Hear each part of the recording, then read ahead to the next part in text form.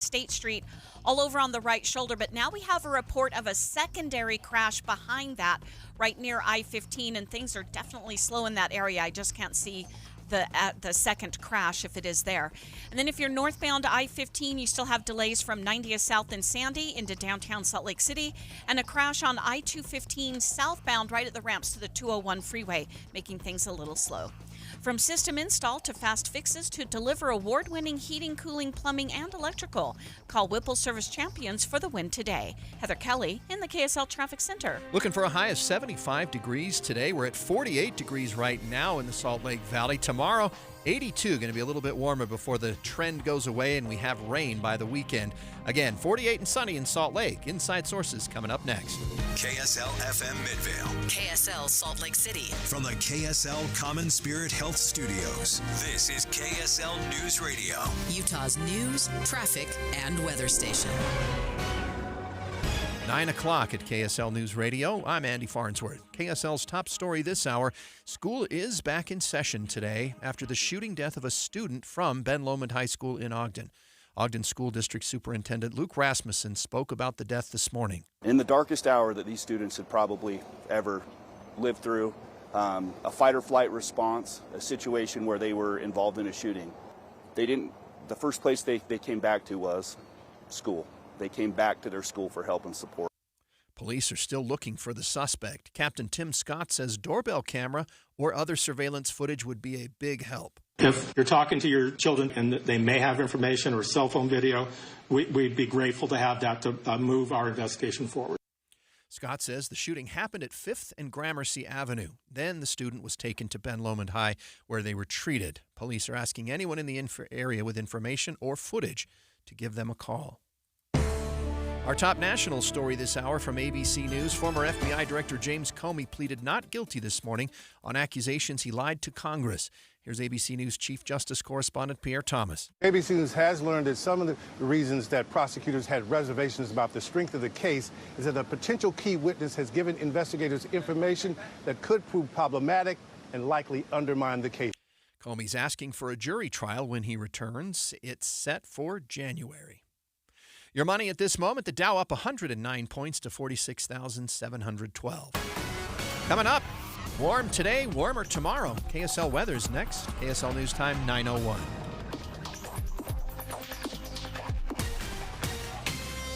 Mornings are for recharging. And they're for starting your day right. We volunteer to join you in the car. Get news and weather at 102.7 FM during the most important part of your day. Andy and Amanda, each morning between 5 and 9 on KSL News Radio. I'm Jordan Wilcox, your Utah tax attorney. When life gets overwhelming, some things tend to fall by the side. I'm Carlos Sanchez from Draper, Utah. I was managing a business, helping out a business, doing paperwork and getting paid, and my wife got sick. We filed taxes, but then we got audited. And when I went and talked to the IRS, they didn't give me any choice. The IRS pretty much said, this is what you owe us, when are you gonna pay us? And we're talking quite a bit. But every time I drive, I listen to the radio. Jordan Wilcox, Jordan Wilcox. So I figure there's a reason this guy's on the radio. So I called him. Put an end to IRS collection and aggression today. The amount that the IRS came up with, close to $250,000, and the offer and compromise was about $7,600. That's it. This is Utah Tax Attorney Jordan Wilcox. Let's solve your IRS nightmare. Visit endtaxworry.com. Go for it. The outcome, it was worth it. I'm okay. endtaxworry.com. You've got your whole life ahead of you, so choose a Medicare plan you can count on. And that's what you get with a Medicare Advantage plan from United Healthcare. With more than 45 years' experience serving its members, United Healthcare has plans with low monthly premiums that fit your life today and as your needs change tomorrow. The Medicare annual enrollment period ends December 7th, so go to uhc.com/Medicare today. United Healthcare Medicare plans. It's Medicare coverage Utah can count on. Hey, this is Dan, the laptop man from PC Laptops. Imagine struggling with a slow, outdated computer that takes forever to load anything, that randomly freezes up and is filled with viruses and malware. Now picture yourself with a powerful desktop or laptop that runs smoothly and efficiently. making your work and entertainment seamless. Take one home today. The new 2025 S1 desktop or SM3 laptop for only $999. You heard that right, $999. You get a blazing fast processor, 16 gigs of RAM, and over a terabyte of blazing storage for $999. What else do you get? Lifetime service warranty, and we have 12 months special financing on approved credit. Hurry in right now because supplies are limited, because at PC Laptops, we love you. Just check us out at PCLaptops.com. $999, PCLaptops.com. You need a deck. You want a pool. We have a plan. If you're looking to start a home improvement project, a discounted home equity line of credit from Zions Bank is an easy, affordable way to turn your home's equity into opportunity. Stop by your local branch to get started or visit zionsbank.com/HELOC to learn more. Loan subject to credit approval. Terms and conditions apply. See banker for details. A division of Zions Bank Corporation, N.A. member FDIC, equal housing lender. NMLS number 467014. Traffic and weather together brought to you by Mountain America. Turn everyday spending into an extraordinary escape. Here's Cormac Bone. There's a crash on I-215. This is southbound in West Valley just after the transition ramp to the 201 highway. They're also in the right shoulder, so traffic is passing by without slowing down. And the crash on eastbound I-215 at State Street near the south interchange is still there on the right shoulder. They're out of traffic, but those delays are still working on dying out. And we have a reported crash just before that on eastbound I-215. We can't see the crash on the camera, but we can definitely see those delays building up. There are 1,000 people homeless who remain unsheltered every night, sleeping in the streets. You can help by helping the rescue mission of Salt Lake restore lives. Visit rescuesaltlake.org. Cormac Bone in the KSL Traffic Center. KSL weather today is going to be sunny with high in the 70s. Clouds come back tomorrow. Then they stick around till Sunday and drop temperatures. Right now, though, sunny and 48 degrees in Salt Lake City. I'm Andy Farnsworth from the KSL Common Spirit Health Studios. Listen online at kslnewsradio.com. We're Utah's news, traffic, and weather station.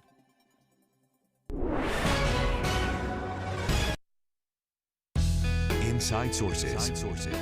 We'll get the right sounder here. Good morning and welcome to Inside Sources. I'm your host, Greg Skordas, and I'm alongside John Dougal.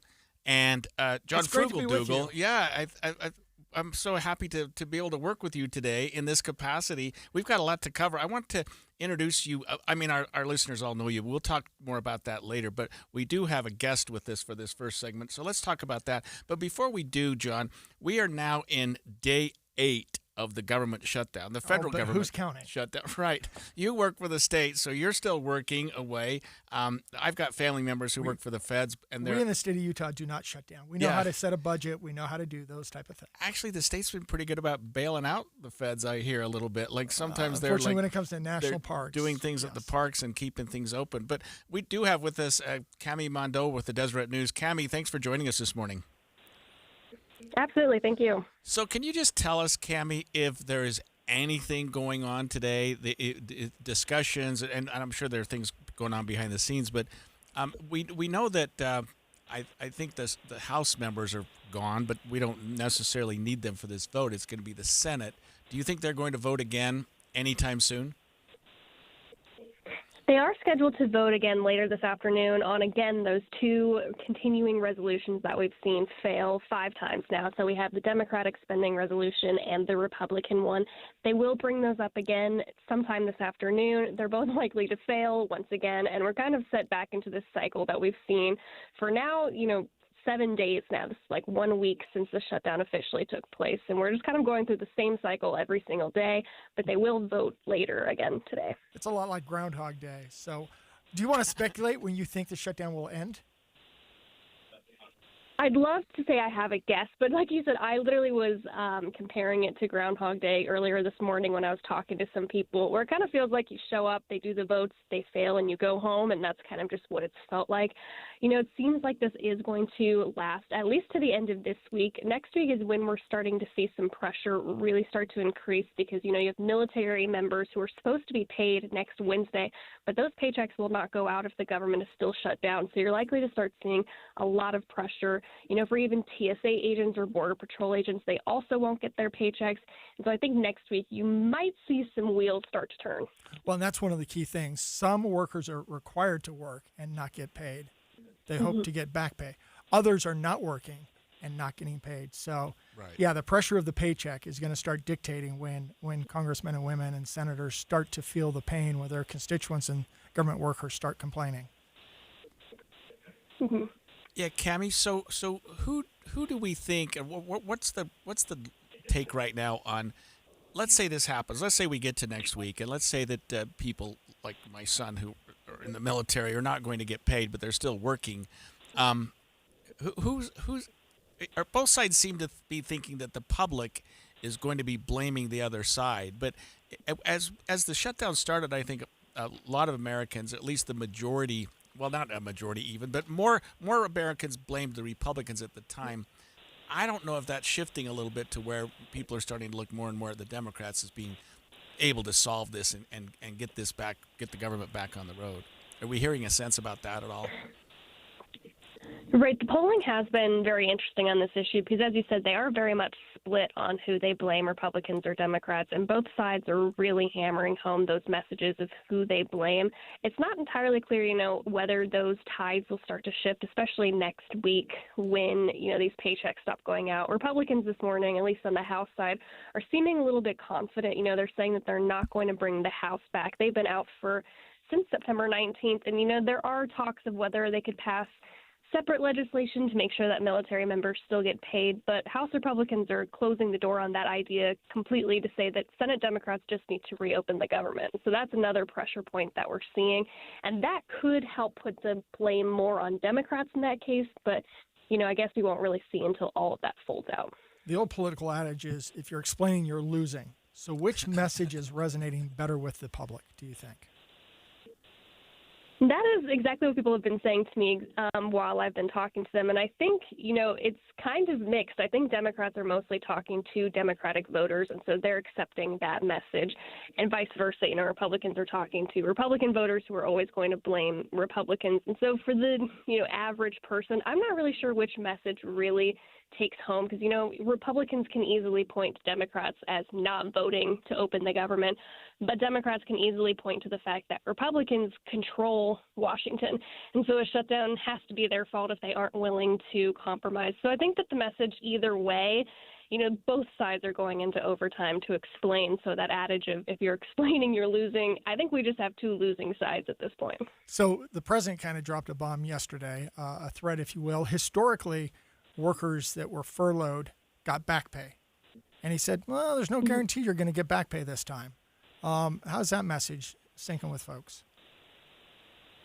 I think that took a lot of Republican leaders by surprise yesterday morning when we started to ask about it. A lot of them are still kind of tiptoeing around the idea. They say that they do support furloughed workers still getting their paychecks, but that they acknowledge that these legal analyses could somehow argue that they wouldn't get paid. I think you're still going to see those furloughed workers still get those paychecks. A lot of Republicans that I talked to said it would just be bad strategy to try and withhold paychecks for people who can't work and who had nothing to do with this. And so I think it was something that the White House wanted to bring up as another pressure point, but it seemed to backfire a little bit, especially with just Republicans pushing back against it altogether. Republicans have also been talking about, terminating workers, not just furloughing them, but downsizing as a result of this. Do you see indication that that's more than just talk right now? As of right now, it seems like that has not taken place. White House officials keep saying, this will happen in the next day or two, and then those days go by, then they say, okay, in the next few days. And so far we haven't really seen that threat culminate. Democrats seem to think that it is a bluff and so that they're not going to fold on it. But, again, by next week, when we do see more of these paychecks being withheld, maybe layoffs will happen at that point. I'm not sure. But as of right now, it does seem to be a threat that hasn't really culminated into anything.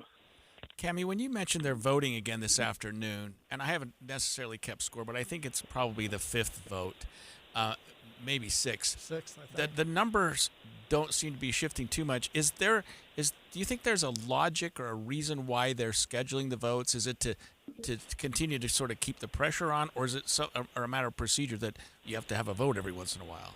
Or do you know? So really what the, message behind it is John Thune, who is the top Republican in the Senate, basically his strategy is just to wear these Democrats down. He wants to make them vote as many times as possible to, maybe that'll make the public pressure them more, but he really just wants to wear them down.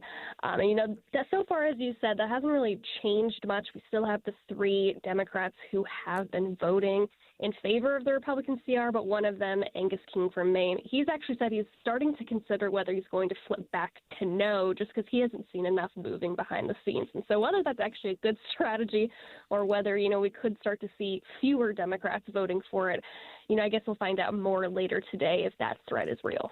Ouch. And then finally, we've only got a few seconds left. What time is the vote? Do you know?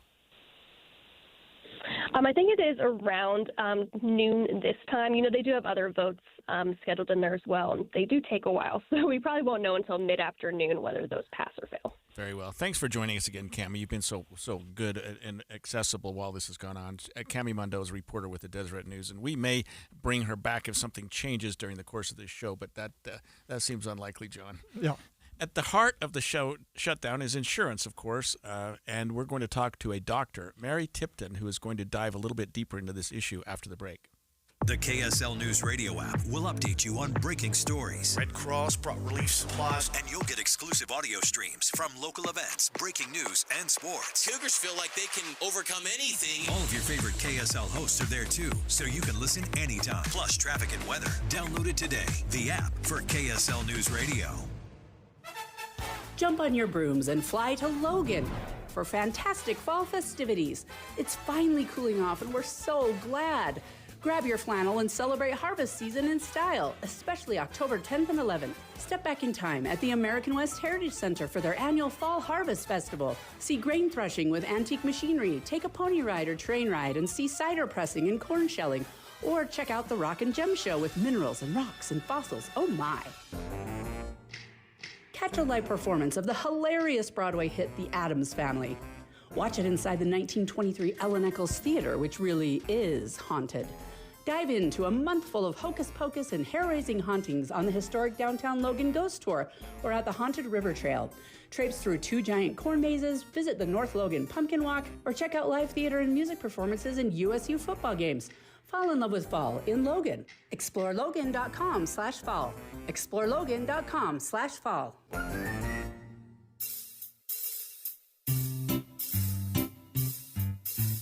1-877 Cards for Kids. KARS Cards for Kids. 1-877 Cards for Kids. Donate your card today. 1-877 Cars for Kids. KARS Cars for Kids. 1-877 Cars for Kids. Donate your car today. Donate your car today at carsforkids.org. That's cars with a K. Your car, running or not, can be picked up as soon as the next day. You'll get a maximum tax deduction and a vacation voucher. 1-877 Cars for Kids. KARS Cars for Kids. 1-877 Cars for Kids. Donate your car today. Now accepting donations of land, homes, buildings, or any kind of real estate. Pros don't just show up. They prove how it's done, with precision and without shortcuts. Makita tools are built the same way, with a dedication to lasting quality, trusted performance, and results that reward your effort year after year. When the job calls for the best, call on Makita. Built to be the best. Available at the Home Depot. Workdays can be unpredictable, but your workwear shouldn't be. With the Cintas Apparel Plus program, you'll have freshly laundered garments for everyone on your team delivered every week. Cintas has workwear for just about any job imaginable, with high-performance fabrics and an uncompromising fit that stretches and moves with you. Don't leave looking and feeling good to chance. Visit Cintas.com. Oh, I'm ready! And get ready for the workday. What's up, everybody? I'm Mike Wilson with Any Hour Services, and if you have a drain that's clogged or backed up, after you've tried the plungers and products, the next step usually involves some kind of drain snake or cabling equipment. You see, sometimes the blockage is far enough down the line that you need special equipment that most homeowners just don't have. That's where the Drains Department at Any Hour Services can help.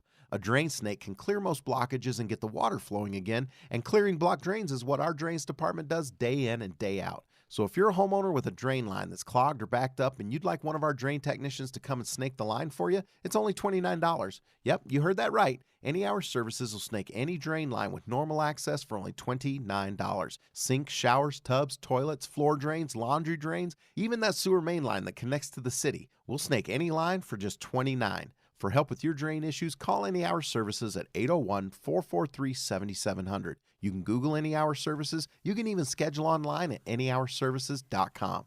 No one helps more homeowners than Any Hour Services. And expanded Inside Sources. Welcome back. John Dougal with Greg Skordas. One of the key things driving the shutdown has been the argument about the cost of health care. Obamacare, whether ACA and Obamacare has failed because it's driving up the cost or so forth. And we've got with us on the line Dr. Mary Tipton. We're going to be talking with Mary Tipton right, shortly, but she is coming from a different perspective. You think about insurance, and people complain about the cost of healthcare, and then we throw a third payer in there, insurance, which just drives up the cost even more. And she comes from the perspective of what they call direct primary care. So this is an alternative way of avoiding insurance. You pay, for example, a monthly fee to visit a doctor and then pay for those services rather than going through your insurance provider. And doctors will argue that they can provide better health care. They don't have to jump through the hoops of insurance. They can spend more time with their patients rather than being so tied down. Have you ever thought about? Have you heard about that kind of model? I have not. I'm not sure I understand it, and how it relates to what we're talking about here with the Affordable Care Act. One of the key things is the argument is it can help drive down the cost of health insurance and drive up the quality of health care. I see. And so that is the key issue with that kind of model, and it's few and far between. It's a very small right now niche, but I think the hope of folks like Dr. Tipton is to use this to expand out. So welcome, Mary, Dr. Tipton. Tell us about what is direct primary care and why do you think this is the model that more doctors should be embracing? Hi, thanks for having me on. Direct primary care is a membership type model. So it's a subscription-based monthly fee that patients pay for a primary care physician that ensures access to the physician and her services or his services for the month for themselves or their family, whoever they pay for. So what it does is take out all the middlemen, essentially. So the patient's paying one monthly fee if they come in 0 times, 5 times, complicated patient, not complicated patient, have other insurance, don't have insurance, doesn't matter. It's the same monthly fee. No surprise bills or copays are issued, at the time of service. So it really simplifies and actually gets to the heart of the important parts of medicine, which is the physician and the patient. I was just telling Greg that this is somewhat a relatively new model. What percentage of Utahns are going through this kind of model for getting their health care, their primary care, and how many aren't? And what keeps more folks from embracing this model? Good questions. Utah is a highly insured state compared to others, but as I would love to explain, coverage is not care. So a lot of patients who see me have insurance, but they don't have access. They have coverage, but they don't have care. So meaning they've got insurance. 5%. Meaning they've got insurance, but they can't get into the doctor when they need to see the doctor. Is what you mean by coverage but not care? Yes, I could give a couple examples. A Medicare patient might have Part B guaranteed to them by their age and our laws, but unless they can find an actual physician that takes their insurance to see them for primary care, which is extraordinarily hard right now, most internal medicine physicians like myself are not taking Medicare patients. They've capped out. It's basically like a lawyer doing pro bono work. You can only do so much, and then you're like, I'm full. So a Medicare patient like that wouldn't have care. You have a lot of working patients that have, insurance, and they're paying a fair bit through their paycheck every 2 weeks to pay for the premium, but then their deductible is $8,000. So they're not going out to find care because they know that when they do get some care, it's going to be a huge bill. So there's lots of reasons that patients have health insurance, but they're functionally uninsured or essentially don't have health care. They don't have access or a trusted physician. Dr. Tipton, our country's government is currently shut down over issues involving healthcare. Actually, it's the singular issue, it seems. I mean, what needs to happen? And I don't mean necessarily politically, but what needs to happen so that we can keep people with some level of health care, with a healthy level of health care, and keep our government running and be able to afford that? I know that's a terribly broad question. Well, it's not an easy one. I'll tell you my perspective the best I can in a few minutes, but I think it does have to do with this thought that I brought up about coverage not being care, because our government policies and our healthcare system has emphasized obtaining coverage, expanding coverage, subsidizing coverage with all legislation in the last 50 years, essentially. The Affordable Care Act doubled or tripled down on that bad idea, in my opinion, and it enriched a highly organized, vertically integrated, corporatized practice of medicine heavily. So the insurance companies won, billions were given to hospitals, other middlemen, they found a way to profit off the ACA. They were enriched, but patients got robbed. And physicians are still kind of looking around wondering what in the hell happened while they were taking care of patients and weren't looking. And so this emphasis on coverage has not bent the cost curve at all. And thus, I feel like that's one of the biggest problems. So, for example, right now, the Democrats want to maintain these subsidies of the Affordable Care Act marketplace.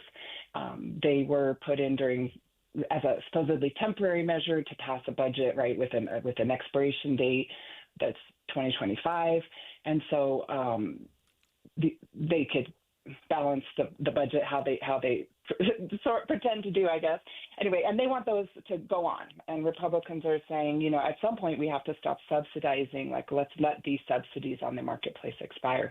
So what I mean by that is patients who are trying to get their health care off the marketplace in 2026 would be exposed to pretty severe sticker shock. People just don't have much idea of what healthcare premiums actually cost because they've been subsidized by lots of different mechanisms. And so I think that's probably the crux of the shutdown issue, even though there's squabbles about Medicaid expansion, important discussions about provider taxes and the manipulation of those. But I think the biggest thing is all the legislators know that when people come in 2026 and realize that their healthcare premium is like a actual average cost of, by the way, $1,800 a month, they're going to be pissed.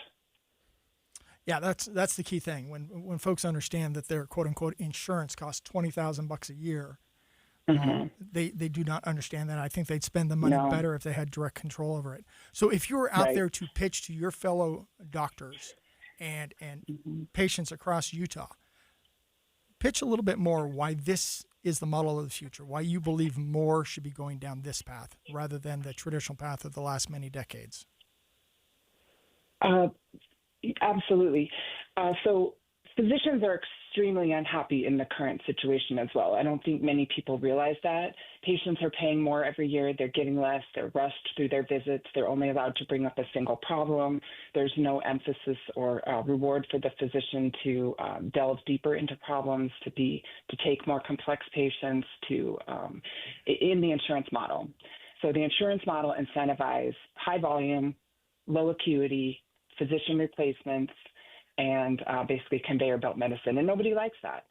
So I think if patients had more stewardship over their healthcare dollars, if they knew that they were paying, it's really more like $25,000 is the average. I just looked up these numbers for a presentation I did at the School of Medicine.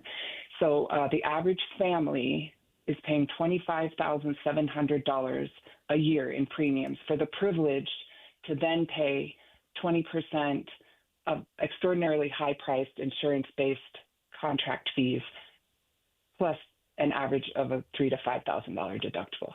I mean, this is unsustainable. This is not what any patient can do, what any employer can pay for their employees.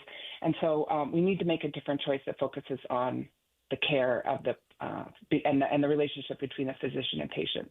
So let me explain how that works. So in the insurance-based system... We have about 1 minute left. Okay. In the insurance-based system, I had to have 10 to 12 people to just bill insurance. In the direct care, I have one.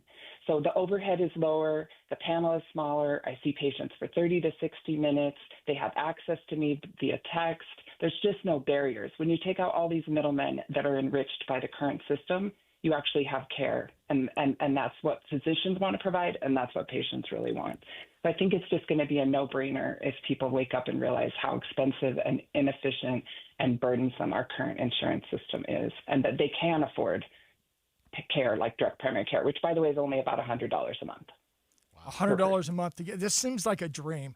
And most folks that $25,000 that they pay, they don't actually see it. Their employer usually pays most of it, but they take it out of their paycheck before the employee sees it. But we've been talking with Dr. Mary Tipton about direct primary care. And something I just didn't understand until now. I'm glad that you and her spoke the same language, and that was really enlightening, and I appreciate that. I wish we had a little more time with her. When we come back, we are going to talk more about the shutdown and how it's affecting such things as travel. If you plan to travel this week, plan to spend a bit more time at the airport. We'll be right back.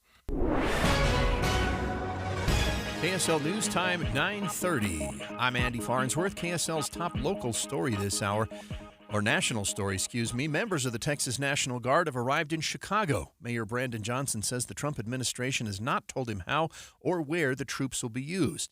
He says overall there hasn't been any communication from the White House. This president is unchecked. If Congress is not going to hold the President of the United States of America accountable, then I will. The city and state of Illinois filed a lawsuit Monday against the National Guard deployment, and they're waiting for a decision. Here in Utah, the FAA is investigating after a pilot made an emergency landing in Vineyard. The Utah County Sheriff's Office says the plane left the South Valley Airport in West Jordan when it started having engine trouble. They were supposed to land at the Provo Airport, but ended up landing on the shoreline of Utah Lake. No injuries were reported. There was another emergency landing along I-84 near Stoddard Lane. Utah Highway Patrol says the privately owned small plane was leaving from Mountain Green. No injuries were reported, and UHP was able to help with the traffic. Your money at this moment, the Dow up 123 points right now to 46,726. Coming up, warm today, even warmer tomorrow. KSL weather's next. KSL News Time, 9:31. A reminder about the simplest way to get updated for your day. Hit your KSL preset when you jump in the car, and we'll take care of the rest. Hear key news updates and traffic reports. Andy and Amanda from 5 to 9 in your car. KSL News Radio at 102.7 FM. I'm Christian Staples with Arctic Spas. This week is a hot tub shopper's dream. Shop multiple brands all under one roof. Home show specials all at the Fall Home Show this weekend at the Mountain America Expo Center in Sandy. One of the best ways to see and feel the difference an Arctic Spa can make for you is to compare with other brands. You'll be able to see that other brands don't have the automatic natural salt water, automatic pH control like the Arctic Spa. You'll be able to feel the comfort of our multi-level seats and adjustable headrests. You'll be able to feel the power of our massaging jets versus other brands. You'll be able to see our hybrid heating system with free heat, cutting your electric bill in half versus other brands. Mention this ad to double your warranty for up to 10 years of worry-free ownership for free. Come see Arctic Spas and all other brands at the Fall Home Show this weekend at the Mountain America Expo Center in Sandy. To preview the home show deals, check out arcticspasutah.com or stop by one of our 3 stores covering all of Utah in Salt Lake, American Fork, and St. George. Arctic Spa, the only spa built for Utah's harsh climate. Many Medicare health insurance plans are cutting back on benefits, reducing coverage areas, or increasing costs. The Medicare annual election period begins October 15th. Legacy Insurance provides local agents you can count on to help you get the most of your Medicare benefits and to be there for you over the years. Call 801-281-0066, 801-281-0066, and ask for a real agent. Currently, Legacy Insurance represents 58 organizations, which offer 93 products in your area. You can always contact Medicare.gov, 1-800-MEDICARE, or your local state health insurance program for help with plan choices. There are significant changes to Medicare plans this year. Learn more or request help from a caring and local professional by visiting them online at BecauseWeProtectYou.com. That's BecauseWeProtectYou.com. For over 75 years, Duke's Jewelers has been part of Utah Valley's story. Founded in 1948 by J. Melvin Duke, the Duke family has been helping yours celebrate life's biggest moments, generation after generation. Duke's is more than just a jewelry store. They're craftsmen. From repairing a treasured family heirloom to designing the custom engagement ring of your dreams, their expertise is trusted because it's been earned through decades of care, skill, and tradition. When you walk through the doors at Duke's Jewelry, you're not just a customer, you're part of the Duke's family. Because at Duke's, jewelry isn't just about sparkle, it's about legacy, memory, and love. Discover the difference of a family-owned jeweler where heritage meets craftsmanship. Duke's Jewelers, 220 South Main in Springville, or online at dukesjewelers.com. Duke's Jewelers, celebrating love, tradition, and community since 1948. Traffic and weather together brought to you by Mountain America. Turn everyday spending into an extraordinary escape. Here's Cormac Bone. The multi-vehicle crash on eastbound I-215 at State Street near the South Interchange has been cleaned up. All the cars have pulled away and delays have fully cleared out. I-15 itself is traveling at speed both north and southbound from Ogden to Provo with no delays or accidents. And we are seeing the normal buildup due to construction on eastbound Pioneer Crossing in Lehigh. The brake lights start at 7800 West. Common Spirit, hospitals, clinics, and caregivers, all connected to advanced healthcare in Colorado, Kansas, and Utah. Healthcare with human kindness is here. Hello, human kindness. Cormac Bone in the KSL Traffic Center. KSL weather today, sunny with a high of 75 degrees. Clouds return tomorrow, although it goes up to 82 degrees, and it'll stick around the clouds until Sunday. Right now, it's 54 degrees and sunny in Salt Lake City. I'm Andy Farnsworth from the KSL Common Spirit Health Studios.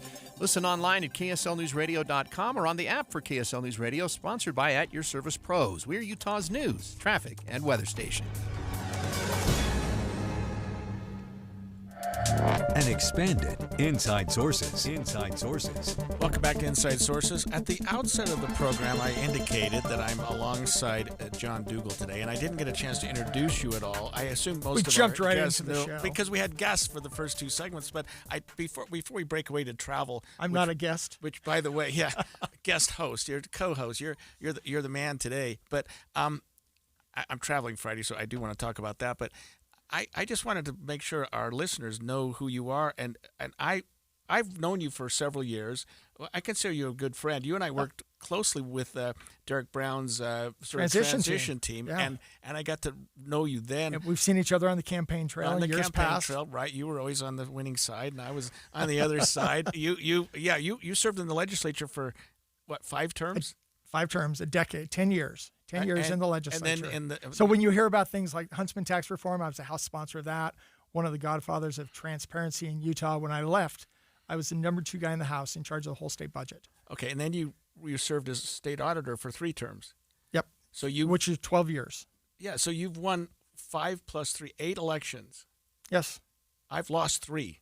I'm 0-3, and you're 8-0. No, I'm 8-2. Oh, okay. Well, first time I ran for the House, I lost, and when I ran for so Congress, I lost as well. Oh, that's right. That's right. You recently ran for that. And another thing that I think is really fascinating about you before we move on, you're not a kid, you're not a youngster, but you just took and passed the bar exam. You're a new lawyer. I'm one of the newest lawyers in Utah. That is correct. It's been on the bucket list for 40 years. I knew when we were working together on the transition team for the AG's office that you were in law school. I guess I didn't appreciate that you were almost finished with law school, because I don't know how you did law school while you were doing everything else you were doing the last 3 years. Well, maybe you even took a longer program. It's nights and weekends, and my wife was glad that I recently mowed the lawn, because I don't think I mowed the lawn in 2 years. And you're currently serving as the administrator at the AG's office, which didn't require a law degree. and probably still doesn't.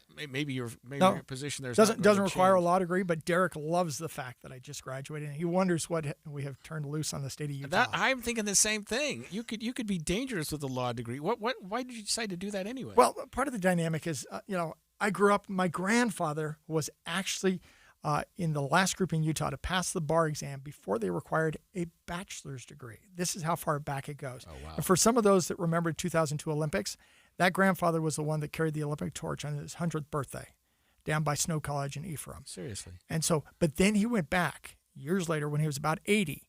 He got a bachelor's degree, graduated from Brigham Young University. At the time, he was the oldest graduate at BYU. So this, doing things a little bit different and going back later in life to fulfill, a dream, if you will. Yeah. That's kind of the nature of the beast. Some people laugh because I told folks, law school exams were the easiest exams I've ever taken my whole life, which strikes them as kind of contrary. But it's like, I'm in a different phase of life. I'm not trying to, my whole career doesn't rest on this. It's not a high stakes thing. I'm doing it to learn. I'm doing it for the experience. And we'll talk about the bar exam later, but studying for the bar exam this summer had to be brutal in your time too. I mean, you didn't do much with the wife, and you didn't do outside traveling. I got a full-time job plus, Right, overtime, right. plus trying to study. And for studying for the bar exam, it's usually like 40, 50 hour a week for like 10 or 12 weeks at least. So. Okay, last question. I've always known you as frugal. Frugal Dougal. Yeah. I know the rhyme is there, but what So my prompted dad the was actually Frugal Dougal before I was born. A little story. As I told you, my mom was the daughter of a well-to-do attorney.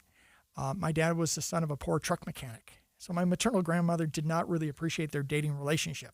So Frugal Dougal was designed to kind of push him away. Yeah. And it actually became this theme for the family. So I'm not the only Frugal Dougal. This is kind of like Batman, My brothers and sisters are actually Frugal Dougal as well. I tell folks I'm the oldest of 11 kids. Frugal is all I ever knew growing up. I was going to say, I can't get that out, so I'm still going to call you that. No, that's fine. I joke with folks. I grew up in Portland, Oregon. So, 11 kids was a massive family. Four back then was a big family. But the Catholics in the neighborhood had 13, so we weren't even the biggest family in the neighborhood. Well, let me talk about my family, because I'm scheduled, John, to fly to Maine, Portland, Maine, on Friday. You hope right you after hope. this show, and I don't. Am I going to make it? I mean, we're hearing TSA towers are empty. Well, down in Burbank, that'd be bad. This is the air traffic control tower in Burbank is closed due to the shutdown, and so pilots. So think Southwest Airlines, folks like that, not just little 2-seater, 4-seater kind of planes. Big major passenger jets are having to announce their landings, their takeoffs, coordinate with the other planes in the area to let them know because they have no air traffic control. I mean, that's crazy. And is it the sort of what the police would call the blue flu? I mean, if they're not getting paid, so people are saying, "Hey, I'm not feeling too well." There's also that going on. They've seen an uptick of people calling in sick and being absent.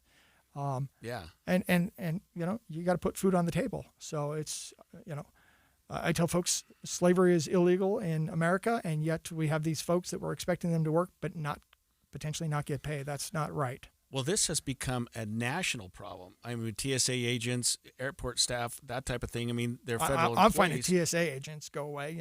That's called, security theater from my perspective. But I want folks in the towers. Okay, I want folks making sure the planes are We need safe. another segment on that. Yeah, I do too, especially if I'm flying to Maine on Friday. I mean, and whether these pilots can be talking to each other on a walkie-talkie saying, "Hey, I'm on your left." And even if you're safe, it looks like you're guaranteed to have delays. So plan an extra buffer in there tell because me that. That's already a planes long late flight. getting here, planes late leaving, so forth. There's no further airport in the States, I think, maybe unless Alaska or something, than going to Maine. That's a long I think flight. there was an old movie from the 80s, Planes, Trains, and Automobiles. Yeah. Maybe that's John going to be your Candy, experience. yeah, John Candy and Steve Martin. That was a great one. That was a fun one. So let me just ask you this. Based on what you're hearing, and you sort of have your hand on the pulse of what's happening with our government, what ends this government shutdown, if anything? I think what ends it is when they feel enough pain on either side that they get 60 votes in the Senate. That's what ends it. Just fundamentally, it's a counting procedure. You want to count the votes, and when you got the votes, boom, you can shut it down, and then you can start it back up, same way. And so that's what it's going to be. And so it's going to be when, especially I think I think for most everyday Americans, if they don't feel much pain in their life, they're not going to worry so much. This is when the national park shut down. They felt a lot of pain. When they showed up at the National Monument and they couldn't go see it, they felt a lot of pain. If they're not feeling pain, then it's going to have to come from the government workers saying, I'm not getting paid, we're not working, all this stuff. And then at some point, the Senate will come together and say, okay, here's the deal we're going to do to reopen the government and move along. The problem I have is we just have this shutdown thing every couple months, every 6 months, every 3 months, whatever it might be. We just shut down. And it's just become a game. It's become weaponized. I know some want to basically put spending on autopilot. Let's just have an automatic continuing resolution. I don't like that idea because it just says, so much the government's already on autopilot. We're going to put even more on autopilot. And we've got $37 trillion in debt. There's going to be a day of reckoning. So either the Democrats have their proposal, the Republicans have theirs. To pass, a proposal needs to get 60 votes. We think about majority, but it takes 60 votes in the Senate because of the rules. Right, because of the rules. We just saw a representative, a high-profile representative, and I know they're not voting, Marjorie Taylor Greene, saying, I support the Democrats on this. Is there any reason she'd go do some kind of a deal? Right, I don't know if she fully supports the Democrats. Right. She'd do some kind of deal. Is there any chance that occurs, that the Democratic proposal wins out? That they get 60 votes that way? I don't think the full Democratic proposal gets 60 votes. So the question is, do they find something in the middle? The Republicans are saying, hey, we're just doing a straight continuing resolution. We don't have any of our pet projects built in there. We don't really have anything to negotiate. Give us some time. Clearly, the Democrats want to, from my perspective, cover up for the failings of Obamacare and the massive cost increases that is Obamacare. And the only way to deal with that is to throw more federal dollars to subsidize and prop it up. I see your argument. We're not on the same page. Yeah. But I'm just explaining. That's why you're here, and that's why you had that great guest in the last segment too. Well, speaking of airplanes, we've seen our fair share of airplanes difficulties right here in Salt Lake County. 2 emergency landings in the Salt Lake Valley yesterday. We'll talk about that after the break. Coming up next and streaming live at KSLNewsRadio.com and on the app for KSL News Radio, sponsored by @YourServicePros. Amanda, sometimes a deal is so good that they decide to extend it because they want more people to have an opportunity. That's what Bedrock Quartz is doing with their employee pricing deal. They are extending it through the month of October, so you pay what an employee would pay, and you can get your new kitchen or your new bathroom done before the holidays. The only limit is your imagination. They have over 100 different options for countertops, including quartz, quartzite, granite, marble. They can do bathrooms. What can't they do? They do backsplashes. And their attention to detail is extraordinary. Andy and I went to their facility in West Jordan where they cut the marble and the quartz, and just to see how meticulous they were with cutting that stone, not to mention the installation process. Yeah, they do 35 kitchens every day, so they're experienced, they're proficient, and they'll work with you. Whatever you want, they can take care of. They've got showrooms all over the place in West Jordan, Layton, Murray, Park City, Sandy, Pleasant Grove, Spanish Fork, St. George, and Salt Lake City, but you can also go to bedrockquartz.com. You trust us for news and information in your car. Now trust us at home. KSL News Radio has you covered, keeping you informed on the latest breaking news, weather, traffic, sports, and more.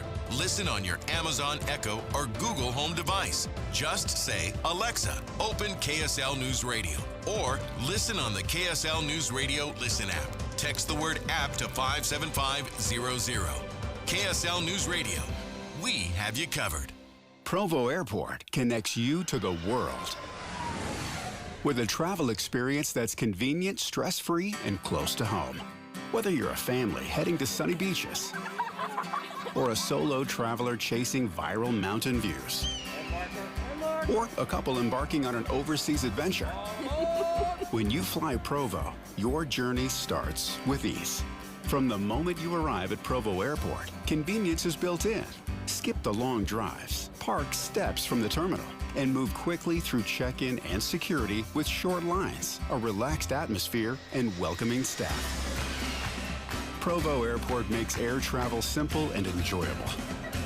With service from Allegiant Air, American Airlines, and Breeze Airways, you can access hundreds of destinations across more than 60 countries. Anywhere you want to go, fly Provo. Visit flyprovoairport.com. That's flyprovoairport.com. You've got your whole life ahead of you. So choose a Medicare plan you can count on. And that's what you get with a Medicare Advantage plan from United Healthcare. With more than 45 years' experience serving its members, United Healthcare has plans with low monthly premiums that fit your life today and as your needs change tomorrow. The Medicare annual enrollment period ends December 7th, so go to uhc.com/Medicare today. United Healthcare Medicare plans. It's Medicare coverage Utah can count on. Gillette Services is putting $1,000 in your pocket with a rebate on new installations. Call 385-GET-HEAT for a free estimate. Gillette Services. Comfort now, pay later. Confidence is knowing you're ready to handle whatever comes your way. That's what it feels like to take on your workday with Cintas. They make sure your AEDs are up to date, your fire extinguishers are tested and inspected, your floor mats are cleaned and delivered, and your workwear looks good, feels good, and is freshly laundered with the Cintas Apparel Plus program. So are you ready to take on today? Visit Cintas.com and get ready for the workday. Makita knows that pros never settle, and neither do we. With Makita, you get tools that perform at the highest level on every job without compromise. Makita is for the most detailed pros, expertly engineered to deliver precision, job after job. When your work calls for the best, call on Makita. Makita, built to be the best. Available at the Home Depot. Did you work in uranium before 1990? Then you need to know that RECA is back. You may now qualify for compensation of $100,000. We provide the best in-home care for former energy workers. CNS Cares can guide you to the resources you need to file a claim. Call CNS Cares to find out if you are eligible. Let's make sure you get all the care and support you deserve. Call 855-CNS-RECA today. Inside Sources. John, you were warning me a little bit about flying on Friday, especially flying to Maine, that maybe I'm going to be a little bit slower than usual, maybe waiting around at the airport a bit. But it wasn't a very good day to fly small aircraft yesterday in Salt Lake County. No, it wasn't. Welcome back to Inside Sources. Yeah, this was, and I'm Greg Skordas alongside John Dougal, who I've been looking forward. And we're sponsored by At Your Service Pros. Okay, you've got the whole thing down. Sponsored by At Your Service Pros. Look at you, carrying got the little script for us right here. Okay, I always thought you maybe have one of those T-shirts on that says At Your Service Pros or something. Anyway, so I flying is one thing. We talked about the lack of air traffic control tower. Right. So yesterday in Salt Lake County, Utah Highway Patrol said that there was a plane that took off and landed on, Highway 84 up by Mountain Green. It's the road. It's the I-84. Yeah, east-west takes you up to Colville from Ogden, basically. A small aircraft. Takes you to Wyoming. Yeah, if you want, and all points beyond. But it landed on. It says in Morgan County, up by Mountain Green. That's not right where I live. I just live over the hill in Eden. Oh, really? I know that road really well. That's where I ride my bike a lot. Now, luckily I didn't have a small aircraft come by one of the days when I was riding. That landing strip right there, I-84. But it's a flat, beautiful road, except when it has cars on it. And that had which to is be, most of the time. Right, which is all the time. That had to be really interesting. No one was injured. The landing caused all of the westbound lanes on the highway to be blocked so that the plane could be removed. So it was coming down the canyon, it sounds like. And it's not known what kind of mechanical issue they had in this case that resulted in this emergency landing. You have to wonder if you're a pilot, and I've never piloted a plane in any respect, when you're in trouble, you're coming down, and there's a road, and it's a like you say, it's a landing strip, but you've got traffic. I mean, you've got nobody that's controlling traffic.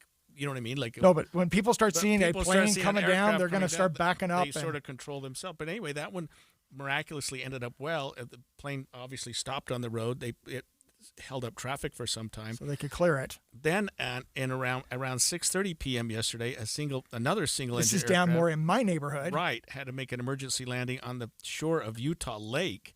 This one left the South Valley Airport in West Jordan. Had engine problems. This one didn't end up quite so well. No one was hurt, but it did result in a crash of the aircraft. And damage to the aircraft too, but it landed down there kind of between Utah Lake and Vineyard, and I live in Utah County, so this is probably 10 miles from my house. No one was injured, but it did sustain some damage when it came down and landed on the ground. Apparently, it was a big tree stump there that got in the way.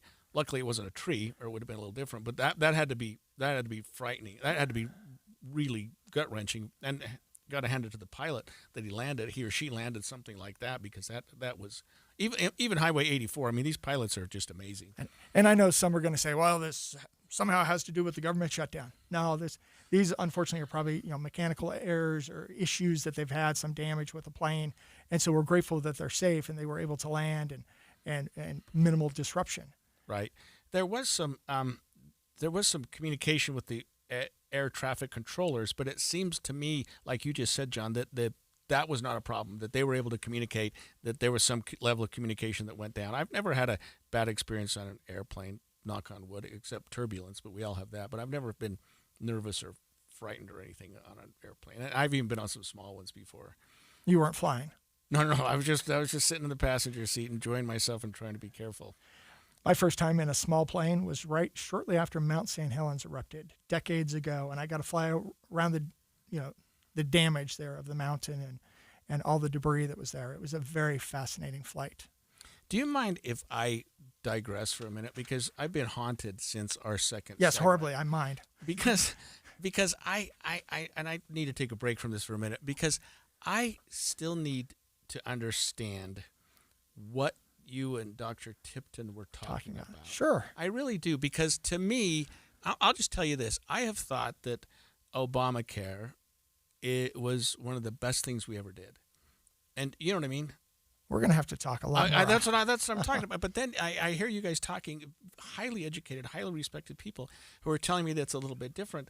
And maybe it's more of a curse than a blessing, when I think, boy, we've got people who are uninsured or underinsured.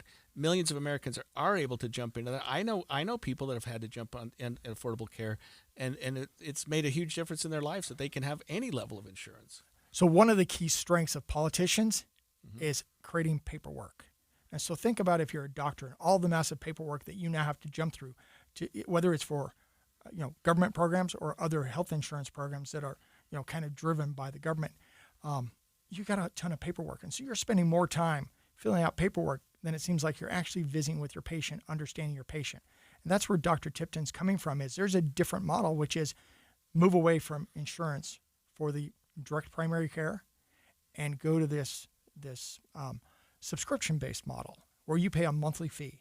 And if you go to the doctor once, you go to the doctor 4 times in the month. A monthly fee? It's a monthly fee month after month after month, whether or not you visit the doctor. But that monthly fee, as she said, is about $100 a month.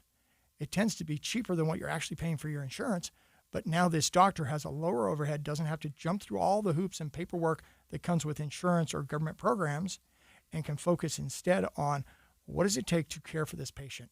And now, rather than having a 5-minute visit. How is this not a government program, though? You pay $100 a month to who? To Dr. Tipton or that provider. Oh, your subscription is to see. them, that doctor.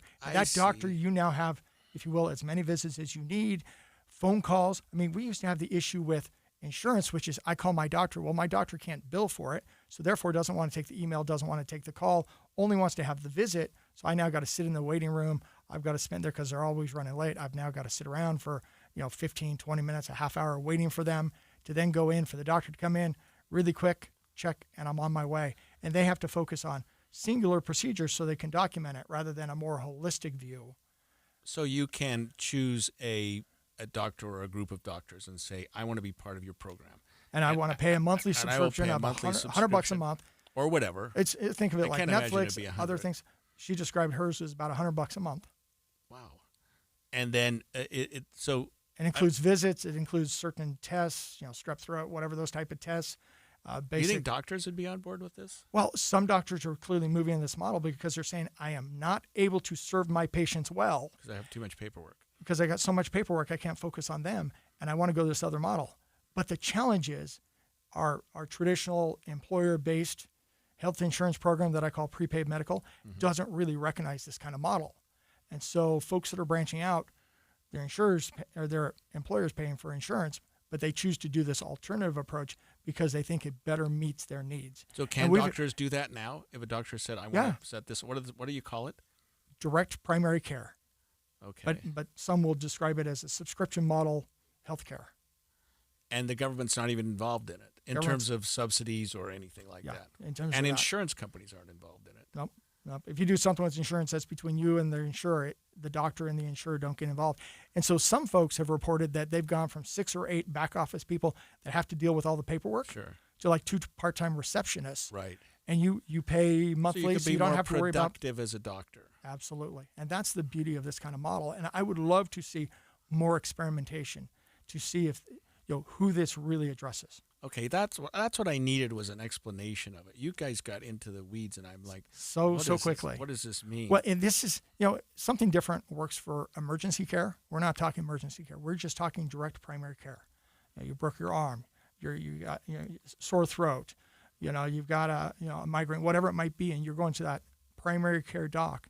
This is an alternative model, and it's intriguing to me. Okay, so then, but you think about Obamacare. Right. Okay, the government's been involved in healthcare since at least the 60s, and they were driving employer-based health insurance back in the 40s, World War II. Right.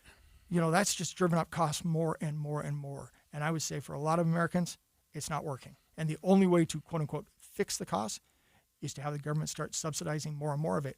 But then that just drives up the cost for the rest of us even more. Interesting. So you said you live in Utah County? Yep. What city? Highland. Did you have Northeast Utah County. Did you have a little rain this weekend?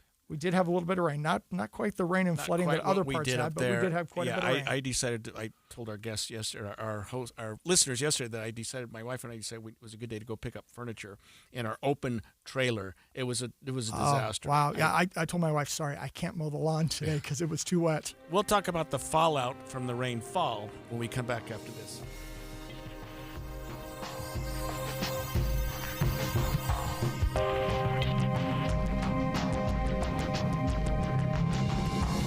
KSL FM Midvale. KSL Salt Lake City. From the KSL Common Spirit Health Studios, this is KSL News Radio. Utah's news, traffic, and weather station. 10 o'clock at KSL News Radio. I'm Andy Farnsworth. KSL's top story this hour. One of the biggest conventions in the state is leaving for a second time.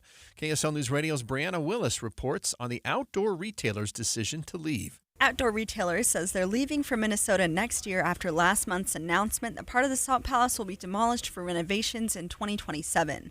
KSL.com reports this is the second time the convention has left the state since they came in the 90s.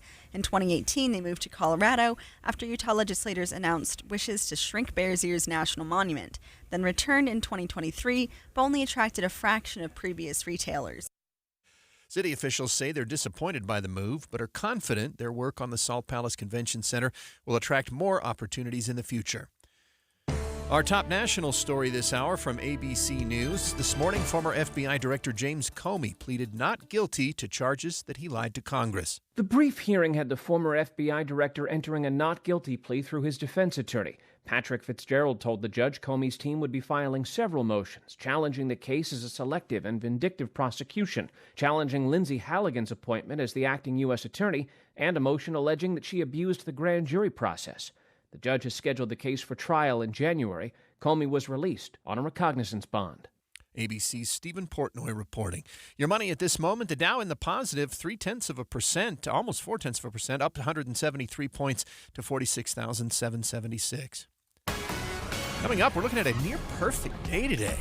Sunny skies and warm. KSL weather's next. KSL News Time, 10:02.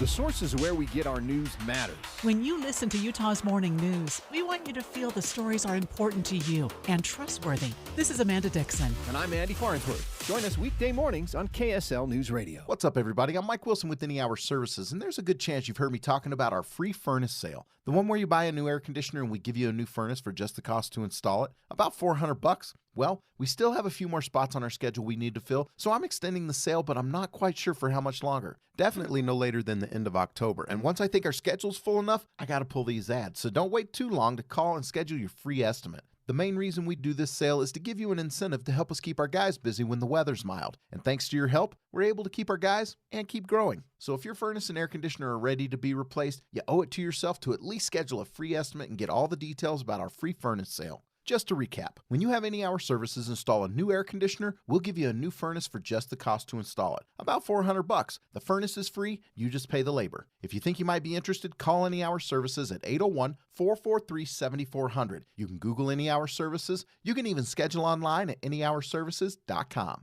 No one helps more homeowners than Any Hour Services. Tired of hearing scary radio ads about the IRS? Tax Relief Advocates is different. TRA is here to tell you that if you owe money to the IRS, whether it's $5,000 or $500,000, we have a solution. TRA can eliminate or reduce what you owe to the IRS with zero risk to you. We have over 1,000 5-star reviews on Google and an A+ with a BBB. End your tax nightmare today by visiting TRA.com or call 800-583-6681. That's 800-583-6681. Confidence is knowing you're ready to handle whatever comes your way. That's what it feels like to take on your workday with Cintas. They make sure your AEDs are up to date, your fire extinguishers are tested and inspected, your floor mats are cleaned and delivered, and your workwear looks good, feels good, and is freshly laundered with the Cintas Apparel Plus program. So are you ready to take on today? Visit Cintas.com and get ready for the workday. Do you know the secret to losing up to 1 pound of fat every day? At Salt Lake City Fat Loss, we know the secret. Our doctor-developed, easy-to-follow weight loss program helps you lose weight fast, naturally, and safely with no drugs or injections, no prepackaged meals, bars, shakes, or exercising required. Our program helps reset your metabolism so you can lose weight quickly and keep the weight off for good with an easy-to-follow maintenance plan that includes ongoing personal support. And our program costs half as much and works up to twice as fast than most other programs. Go to slcfatloss.com to schedule your free consultation now. I'm Maria Chaleos. Do what I did and take off the extra weight that's keeping you from doing all of the things that you want to do. I lost more than 40 pounds with the help of Salt Lake City Fat Loss and learned how to keep it off. slcfatloss.com. Many clients lose 20 to 30 pounds in about a month or two. That's up to a pound per day. Schedule your free consultation now at slcfatloss.com. That's slcfatloss.com. Results may vary. Traffic and weather together brought to you by Mountain America. Turn everyday spending into an extraordinary escape. And here's Cormac Bone. The West Davis Highway is clean and clear in both directions from SR 193 in Syracuse all the way to the merge with I-15 in Farmington. It's also a problem-free drive on I-15 both north and southbound from Willard Bay and Ogden all the way to Utah Lake and Provo. And the normal buildup, we're still seeing that due to the construction on eastbound Pioneer Crossing in Lehigh. The brake lights start at 7800 West. The Utah Snowmobile Show is this Friday and Saturday at its new location at Western Sports Park in Farmington. The Utah Snowmobile Show this Friday and Saturday. Cormac Bone in the KSL Traffic Center. KSL weather today, sunshine and 75 degrees. Then we get even warmer tomorrow, all the way up to 82. But clouds start to move in. Then on Friday, a storm arrives and thunderstorms continue through on Saturday. Right now, it's 55 degrees and sunny in Salt Lake. I'm Andy Farnsworth from the KSL Common Spirit Health Studios. Listen online at kslnewsradio.com. We're Utah's news, traffic, and weather station. The all-new Inside Sources. Inside Sources. Your inside access to the people and policies shaping Utah's future. Here are Greg Skordas and Holly Richardson on KSL News Radio. We're back on Inside Sources. Greg Skordas alongside John Frugal-Dougal. I'm not Holly Richardson. You're not Holly Richardson. And she's gone. She's been gone for 2 weeks. And luckily, I've had good people like you filling in. It's been a lot of fun. And it's actually been fun for me to just work with different people. It's meant a lot. So you told me at the last break that Utah County didn't get slammed this weekend like I did. I got about a half rain. inch of rain. So it was a heavy rain. And it also kept me from mowing the lawn, but was no flooding that I know of down where I lived. Well, we have unlike other parts of the state where they saw torrential rain and major flooding. Salt Lake City, Tooele, other places around the state. Yeah, we have with us KSL meteorologist Matt Johnson to talk about that a little bit. So this storm seemed to have focused on a particular part of the state. So, I mean, what John's talking about and what you and I talked about yesterday with Salt Lake and Tooele getting slammed, I mean, I guess every storm's like that, but can you tell us just how this storm broke out in terms of location? Right, yeah. So this storm system that hit us this last weekend, one of the reasons we saw Salt Lake Valley, Tooele Valley, Davis, Weber County, and northward get hit so hard is because that's where we saw the core of the storm pivot. And whenever you get a pivot with these storms that are moving through, that usually means it's stalling out, it's slowing down, its average movement to the east is slowed in localized areas, and that's kind of what we saw. In fact, it took forever that morning for the rain to finally move into Utah County, and that's partially, why Utah County just didn't see as much. In fact, the further south you went into, Scipio and Fillmore, even lesser amounts, less than a quarter. And so it's all about the location of the core of the storm, and then from there you have to kind of just dissect. Okay, well, what's the wind flow doing, interacting with the mountains? And at the time, it was very, very favorable with the way it pivoted to slam Salt Lake northward. Well, I think some of the forecasts were for about an inch or a little over an inch of rain, and I think Salt Lake Airport got somewhere around 2.5 inches or so. Talk about how hard it is to kind of forecast. Storm's doing this, when it pivots, when it stalls. Talk about the challenges as a meteorologist. Yeah, no, this is, it's not an exact science. I wish it was, but I remember going through school. You can't just plug it in AI and it tells you the answer. No, in fact, AI would probably steer you wrong. But as far as weather's concerned, of course. But I remember going through school, and one of our books was titled Atmospheric Sciences. And he said, my teacher, Kevin Perry, who is the superintendent over there, he's done a ton of research for the Great Salt Lake. He discovered all the salt fields, arsenic fields. He said A is for atmosphere, but it's also for approximation. This is not an exact science. And every time we look at these weather models, we are essentially getting within the ballpark of what we think will happen in the future. Telling the future is incredibly hard to do, especially with such a complex system such as the atmosphere that acts like a fluid in the air, and it's a connected system. I tell folks, Yogi Berra said predictions are hard, especially about the future. So. Oh yeah, and not even weather-wise, right? Yeah. But in this case, we are talking about weather, and I specifically remember going into this weekend. I was actually going to be out of town, and I said, it'll be interesting to see how this pans out. But going into the weekend, it was a couple of models going for 1/2 inch to 1 inch, and then there was a total outlier that was saying, hey, I'm thinking about 2 to 2.5 inches. But that was not the consensus. The consensus was to hit 1/2 inch to 1 inch. What it tells us is, we can get within range of what we think the storm will do. With a lead time of 24 to 48 hours, we can get pretty close to, anticipated rain totals. But what we saw was, a localized thing. But it was pretty broad, right? Tooele Valley, Salt Lake Valley, all the way up into Logan. And just a stalling system, and you can't say how much rain will exactly hit. So if I look at this next weekend, I'm forecast to get about a little over an inch of rain over Friday, Saturday, early morning, Sunday. Right. So what does that mean in terms of flooding around the state this next storm? Right. This next system, that's an interesting question you bring up, because I think a lot of the richer moisture, a lot of that subtropical moisture that's going to be left over from Priscilla, which is a hurricane off the Baja, we're not getting a hurricane, but the leftover moisture is going to stream into southern Utah. The question right now that all us meteorologists are having is how far north and how far west will that tap into? Right now, confidence is high that southern and eastern Utah does have a threat for flooding Friday and Saturday. Now, what southern Utah doesn't have that northern Utah will get is dynamics. And we don't need as much moisture if the dynamics are there, and they are there. And so right now, what we're seeing is forecasts, like you said, 1/2 inch, inch, 1.25 inches are showing up in the model runs. Right now, the general range that I'm giving it for the Wasatch Front is about 1/4 inch to 1 inch. And that's a wide range because not every model's on board with it. So I can't say with confidence, high confidence at least, that we'll do another 1/2 inch to 1.5 inches wide spread. But the potential is definitely there because it looks rather dynamic, this cold front. Matt, this last weekend, some of our cities along the Wasatch Front received over 2 inches of rain. How rare is that? I mean, what's the significance of that? I know those are two separate questions, but we're a desert after all. I mean, this is not a way to run. All of a sudden, we're seeing flooding. I mean, with that, it seems like that was something that's a significant amount of rain, I guess is what I'm trying to say. Yeah, it doesn't matter what the storm drains are doing. You put that much water down within a 6 to 12 hour period, you're getting flooding, especially, with unnatural surfaces such as concrete, asphalt, and all sorts of things that we have developed in the city. But it's rare. Our second rainiest day since records began 151 years ago. So the pioneers started recording weather here in Utah 1874. In fact, There's records of it in Provo, actually, before that. But in 151 years of record keeping of the weather in Salt Lake City, to see your second wettest day ever and only falling short by the wettest ever by about 1500s is very rare.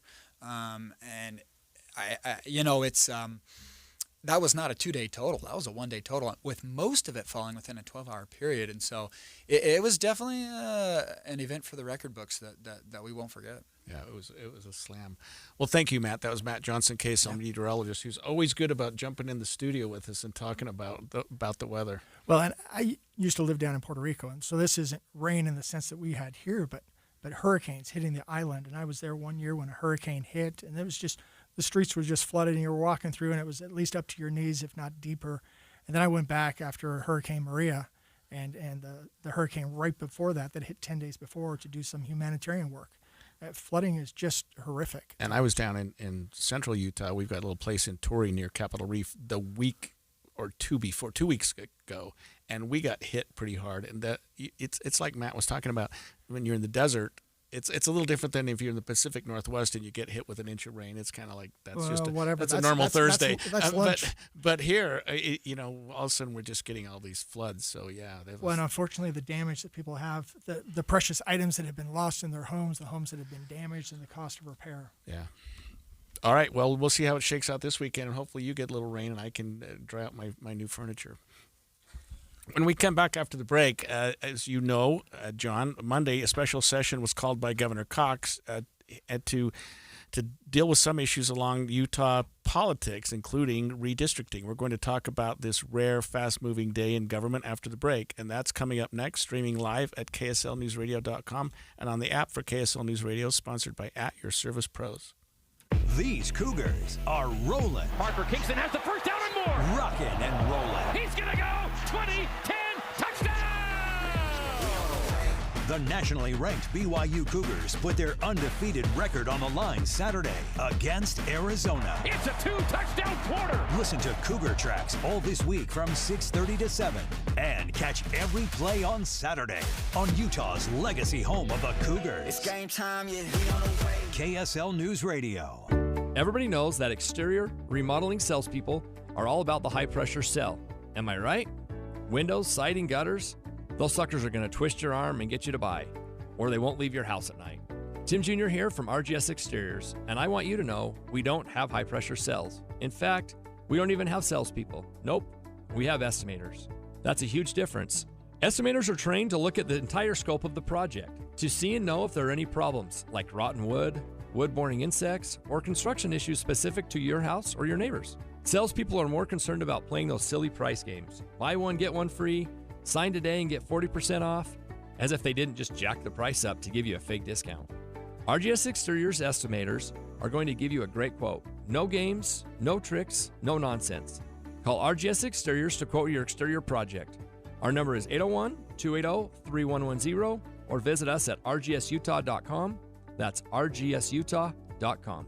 The Management Minute is a service of the MBA program in the John M. Huntsman School of Business at Utah State University. I'm Professor Scott Hammond.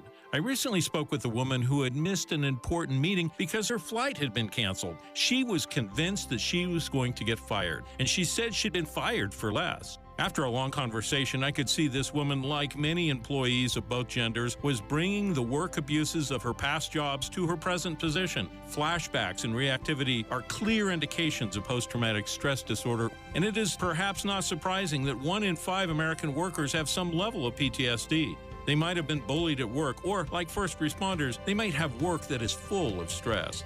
Leaders can't say, "That's not my problem." Good leaders and good teams find help for people who are suffering from PTSD. Learn more about more healthy work environments with an MBA from Utah State University. Go to utahstatemba.com. That's utahstatemba.com. I'm Scott Hammond. Hope to see you in one of our classes.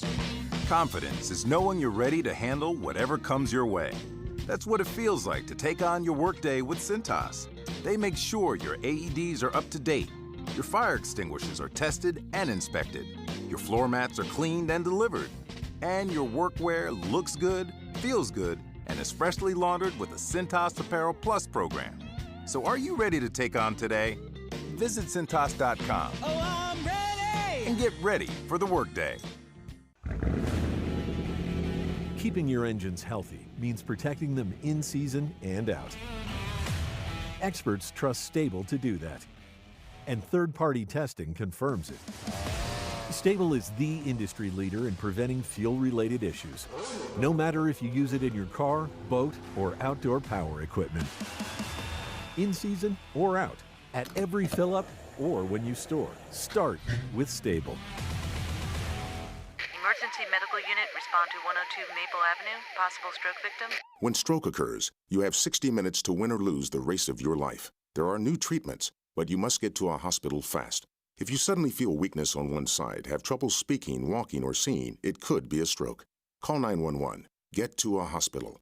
Because how you spend the next 60 minutes could determine how you spend the rest of your life. Stroke. Know the signs. Act in time. A message from the National Institute of Neurological Disorders and Stroke. I'm back to doing what I love and more, thanks to the Good Feet store. Do you spend half your day walking or standing while working? If you have foot, knee, or low back pain, the Good Feet store wants to help you like we helped Tony. Pain that I experience the most is foot pain from being on my feet all day. You're having to kind of talk to yourself through the whole shift, like, I got this, I can do this. Before, I felt defeated, and now it's like, all right, let's go. I'm ready. A whole new life, like sunshine coming on. And here's Dennis. Working at an amusement park, it's always on your feet. I just couldn't take it, but I didn't have a choice. I just couldn't believe that putting these arch supports in made that much of a difference that quickly. Good Feet just took that pain away, and I could do my job, and I could take care of my family. I know what my tomorrow is going to be. It's going to be positive, and it's going to be pain-free. You deserve a better life, too. Stop in the Good Feet store today. Walk-ins are always welcome. Or find the location nearest you and schedule an appointment at goodfeet.com. Thanks to the Good Feet store. My name is Tom. My name is Cindy. We give to and volunteer with United Way at our community free health clinic. We know our time and money are going to the right places. We don't just wear the shirt. We live it. Give, advocate, volunteer, Live United. Go to liveunited.org. Brought to you by United Way and the Ad Council. The new Inside Sources. Welcome back to Inside Sources. I'm Greg Skordas alongside John Dougal. Remember, you can learn your home's true value in 30 seconds. Visit sternteam.com to find out more. And John, I'm glad you're here because you served in the legislature for 10 years. You must have been involved in at least 10 special sessions. It seems like they're multiple special sessions. They have them fairly regularly. Yeah, it seems like almost seems like they have them more often these days, but especially when they can call themselves into special session, without going through the governor. But this time the governor called them into special session. And even more importantly, you were involved in 2 redistricting times during your term in the legislature. So one was, I think, 2006. It was when we had those missionaries and was right on the bubble whether we should get a 4th seat or not. And so we went in and drew a 4th seat as a possibility. We didn't actually get it at the time. But that was one exercise, and I was actively on the committee drawing those boundaries, going around the state, getting feedback from Utahns about what they liked and didn't like about what we drew. Because the number of missionaries out in the field were adversely... It was should the missionaries that are in the field actually count as residents of Utah or not, and we had just barely missed the threshold to get a 4th seat. I mean, they're... Yeah, and I can't remember the whole legal issues at the time, but it was one of those things. But then I was also there in, I think it was October of 2011 when we came out of censuses and did the redrawing of the maps going into the every 10-year cycle. And so I was part of that. I was not part of the committee, but part of the legislature at the time. Okay, so let's talk about that. So and redistricting is hard. People don't understand. Oh, yeah. We're getting a feel for it this week. So every 10 years there's a census. Yep, we count the number of people in America. Count the number of people.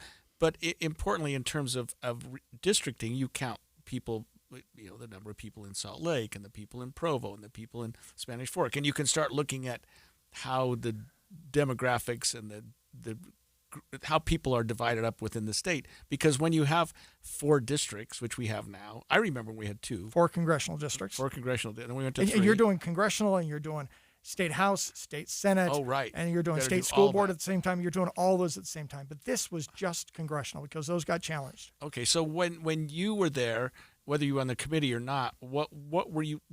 How was it different then, or was it? Because it seems like we're getting a lot of attention to it now. It's the same concept. You're drawing the maps. You're trying to balance the number of residents in each of those districts. And on congressional districts, we did a plus or minus 1 voter. So think about you're dividing the state into 4 pieces, plus or minus 1 voter. That's how close it has to be. And so you can't naturally follow city boundaries or county boundaries. Something's going to break somewhere in terms of just trying to meet that balance. And we feel like we have to meet that balance to meet federal requirements. We don't, one person, one vote. And so that's where you're shooting for. And the concept that we always talked about was pizza slices and donut holes. So pizza slice, think about the concept. We want 4 districts that represent part urban, part rural. So every district has a rural aspect, thus the pizza slices. A donut hole is you carve out let's say a very Democratic liberal district, Salt Lake City, or a very conservative one, Provo, and it doesn't have any rural aspect of it. It's just urban. And those are what we call donut holes. And this has been the debate since probably before I was even in the legislature. Pizza slices versus donut holes. So what happened in 2018? Because the voters went for the first time with relation to redistricting, I believe. They went to they did a ballot initiative. And by no means was it the first time we've had a ballot initiative, but the voters became frustrated, I am assuming, and I'm just playing devil's advocate here, with the legislature and said, no, we need to divide these boundaries more fairly. Let's create a commission to do that. And I know there were politics behind it, but what was happening? What do you think sparked that? So there's if you will, roughly, you can say 70% of Utahns vote Republican or are Republican, about 30% vote or are registered Democrats. That reminds me of my elections. Okay. That's about where that's we ended up. outcome. I got 38% once, and I thought I died and went to heaven. Yeah, and so this is where folks are saying, well, because 30% are Democrats or the minority party, we should have at least 1 seat in Congress. And so by definition, the legislature is gerrymandered if we don't have that. And so that's kind of what's at play. And gerrymandering, the concept, Eldred Gary goes back to 1812. So it's been centuries in the American vernacular of what folks do to draw boundaries. And it's sometimes gerrymandering in the eye of the beholder. I think there was kind of an issue here where Mill Creek got split 4 ways, and it was kind of a flashpoint there of how could Mill Creek get split 4 different ways, but that was kind of where the pizza slices came together. Right. And so that caused people to go do this initiative. Then there was the question from a legislative perspective. You're used to treating an initiative just like statute. You can change it at any time. We'll change statute year after year after year. And so there's no second thought about going in to change a statute per se. You look to see where you have the votes, where you have the political support, and then make changes accordingly.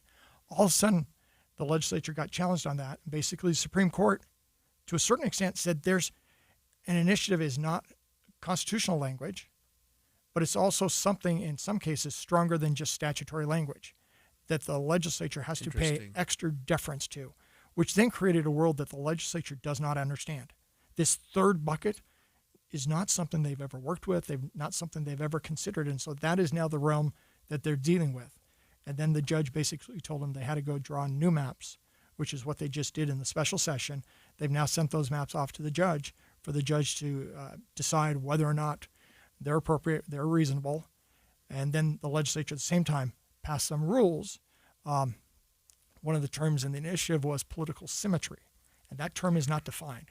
And so the legislature went in to define what does the term political symmetry mean and how do you measure it. And they put in, I think, 3 different tests that the court system can use to determine political symmetry, and that's what took place.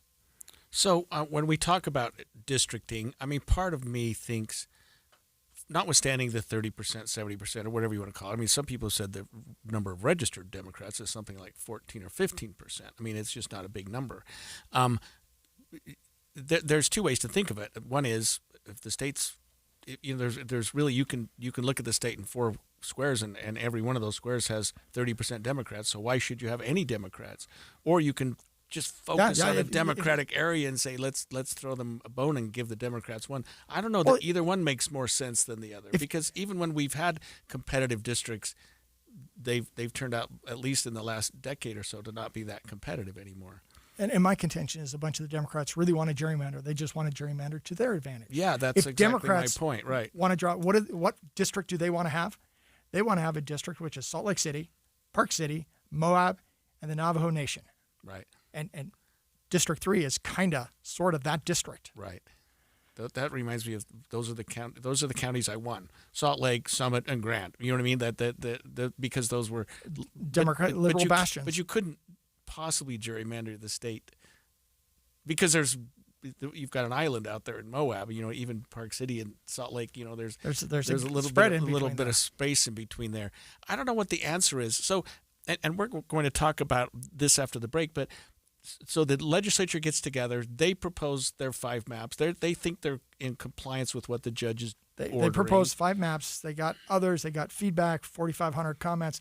They picked one set of maps, sent that off to the judge. Okay, and so that's where we sit right now. Yeah, and so what is your understanding as a lawyer for 30 days as to where the court system? I'm not even 30 days. I'm at 1 week. And I should disclose this. You work at the Attorney General's office. And I do not speak for the Attorney General. And you don't speak for the Attorney, and you're not involved in the litigation in this respect. No, this directly. is litigation with the legislature. So where do you think it goes from here? I'm not asking the legal question. I guess more the political.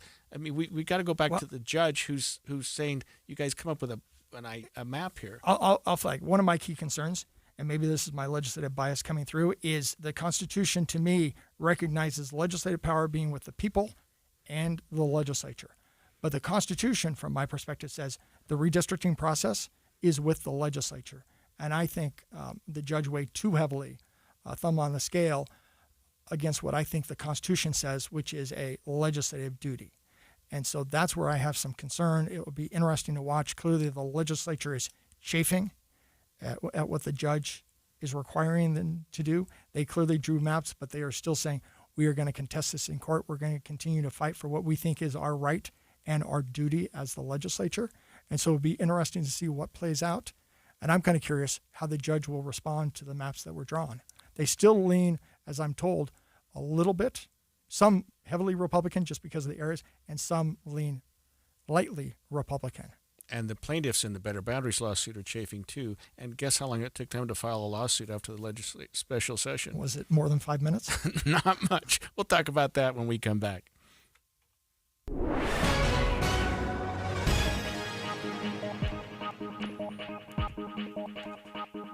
Sure. Did that work for you? My name is Dale Pazinski. I volunteer with United Way to help the homeless in my community learn computer skills and build a basic resume. I don't just wear the shirt, I live it. Give, advocate, volunteer, Live United. Go to liveunited.org. Brought to you by United Way and the Ad Council. Mom and Dad used to argue about everything, especially about Dad's drinking. My family went from totally crazy to quiet, calm, and even peaceful when Mom started going to Al-Anon family groups. I wanted a better relationship with Dad, so I asked Mom if she would take me to 10:30 at KSL News Radio. I'm Andy Farnsworth. KSL's top story this hour, the lawsuit against the state's law banning transgender athletes from participating in high school sports has been dismissed, meaning the law is now in full effect. The anonymous athletes who brought the lawsuit didn't give a formal reason for the dismissal, but it comes as the Supreme Court has agreed to hear similar cases. A 1-mile stretch of the Bonneville Shoreline Trail above Provo is being temporarily closed so heavy machinery can clear out a debris channel that's been catching runoff from the Buckley Draw burn scar. The closure is expected to take about a month. Our top national story this hour from ABC News. The more problems continue to pile up for former NFL quarterback Mark Sanchez, who was arrested after getting stabbed while police say he was assaulting a 69-year-old truck driver. Prosecutor Ryan Mears says they're thinking of charging Sanchez with felonies, depending on the seriousness of the truck driver's long-term injuries. The allegations are that we're arguing over where a truck should park or not. And at best, that should be a disagreement between two people. We shouldn't be taking two people to the hospital. The truck driver says Sanchez smelled of alcohol during the altercation and that he stabbed the NFL analyst in self-defense. Sherry Preston, ABC News. Your money at this moment, the Dow up 168 points to 46,771. Coming up, enjoy today before the storm starts to roll in. KSL weather's next. KSL News Time, 10:32.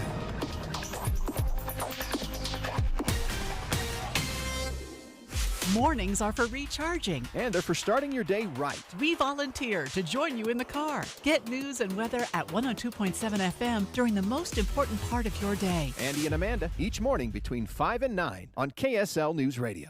The KSL News Radio movie show comes to My Hearing Centers Friday from 10 to 1. But first, discover what My Hearing Centers can do for you. My Hearing Centers uses advanced technology to diagnose and treat hearing loss. These comprehensive evaluations determine the best treatment options. Then enjoy lifetime support with regular check-ins, cleaning, and maintenance. Call My Hearing Centers at 801-701-1629. 801-701-1629 for more details. My Hearing Centers has offices from Ogden to St. George. If you are facing divorce, call Cordell and Cordell today. There's a lot on the line in divorce. This is Joe Cordell of Cordell & Cordell, the largest family law firm in the country, with over 35 years of helping clients navigate divorce. Divorce touches all areas of your life: your home, savings, retirement, and of course, kids. So when you find yourself facing divorce, you need a partner you can count on. If you are facing divorce, contact Cordell and Cordell today at 1-855-GET-LEGAL. That's 1-855-GET-LEGAL. CordellCordell.com. Cooler weather. What a relief, unless you have old drafty windows. Soon the heat will escape through the cracks and your energy bill's going to go through the roof.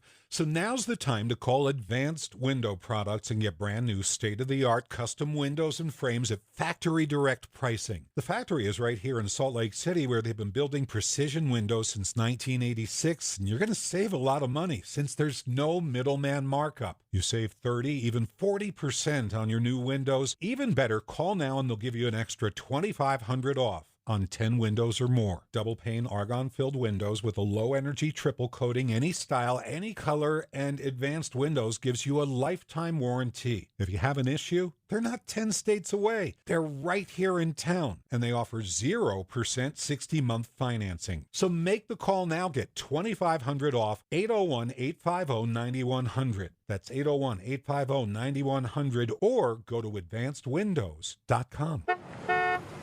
Hey, get in. What? Who are you? I'm future you. Constipation with belly pain still coming back? Yeah. Mia, our doctor figured it out. She said it's irritable bowel syndrome with constipation, or IBS-C, and Linzess could help you get ahead of it. Linzess linaclotide is a prescription medicine that treats IBS-C in adults. It's not a laxative. It's a once-daily pill that helps you get ahead of your symptoms. It's proven to help you have more frequent and complete bowel movements and helps relieve overall abdominal symptoms, belly pain, discomfort, and bloating. These symptoms were studied in combination, not individually. Do not give Linzess to children less than 2. It may harm them. Do not take Linzess if you have a bowel blockage. Get immediate help if you develop unusual or severe stomach pain, especially with bloody or black stools. The most common side effect is diarrhea, sometimes severe. If it's severe, stop taking Linzess and call your doctor right away. Other side effects include gas, stomach area pain, and swelling. Talk to your doctor and say yes to Linzess. Learn more at linzess.com or call 1-800-LINZESS. Traffic and weather together, brought to you by Mountain America. Turn everyday spending into an extraordinary escape. Here's Cormac Bone. We have a crash on the on-ramp to northbound I-15 at 7th South in Clearfield there in the right shoulder, causing no delays as drivers merge into the freeway. And another crash on an on-ramp. This is southbound I-215 at 3500 South in West Valley. We are seeing some delays on the on-ramp itself, but once you merge with the main flow, you're in the clear. But your drive on I-80 is without delay, both east and westbound from Summit County to Salt Lake City. Prep for winter. Get a furnace inspection from a certified heating contractor to check for safety and efficiency. A reminder from Enbridge Gas. Cormac Bone in the KSL Traffic Center. KSL weather looking at 75 and sunshine today. Clouds come in tomorrow ahead of a cold front, which will bring some showers. Chance of them tomorrow night, but then there will be Friday and Saturday around northern Utah. Right now it's sunny, 55 degrees in Salt Lake City. I'm Andy Farnsworth from the KSL Common Spirit Health Studios. Listen online at kslnewsradio.com. We are Utah's news, traffic, and weather station. The all-new Inside Sources. Inside Sources. Your inside access to the people and policies shaping Utah's future. Here are Greg Skordas and Holly Richardson on KSL News Radio.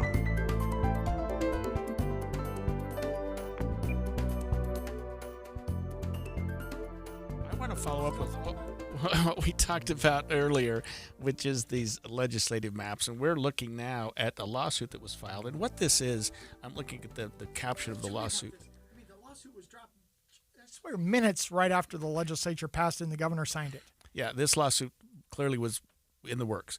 But it's actually styled the third supplemental complaint. So they filed their complaint. This is the League of Women Voters and others against the legislature and others, and it's to make sure that the legislature, to complain that the legislature didn't follow the mandates of Proposition 4, the citizen ballot initiative that you talked about in the last segment, and instead sort of drafted their own maps.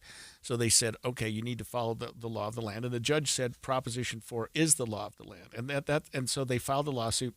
They've amended the lawsuit once. The legislature then meets in special session on Monday. They passed Senate Bill 1011, which we talked to Brady Brammer, who was really generous in coming in and explaining it to us. But what he did was he said, look, we think we've complied with the judge's orders. We don't agree with them. It's not something we felt comfortable about doing, but we did that. And now here's a new law that will help us get some understanding as to how we're going to do this in the future. Senate Bill 1011, and because it passed by such a majority, I guess there's a rule that if it's passed by 2/3 majority, you can make it retroactive, or not retroactive, but immediate, effective immediately. Upon signature of the governor. Right, so that's the law of the land. The judge is going to have an evidentiary hearing, John, in about 2 or 3 weeks. Where clock's ticking on this thing because the LG says, Lieutenant Governor says, basically November 10th, I got to have everything. I got to have my maps by November 10th. So yeah, I mean, and so this judge will hear evidence from the state. Presumably, we'll see, because we haven't talked about the lawsuit quite yet. And the legislature will put on their expert witnesses and say, okay, here's what you said, Judge. Here's Prop 4, and we think we followed that because of A, B, C, and D. And when we think it should, and then obviously they're going to argue that it also follows Senate Bill 1011. This lawsuit is filed to say, you just messed it up again. I mean, the opening paragraph to this lawsuit reads this, and it's not very long. It says, in its August 25th, 25 order, the court ruled that Proposition 4 is the law on redistricting in Utah.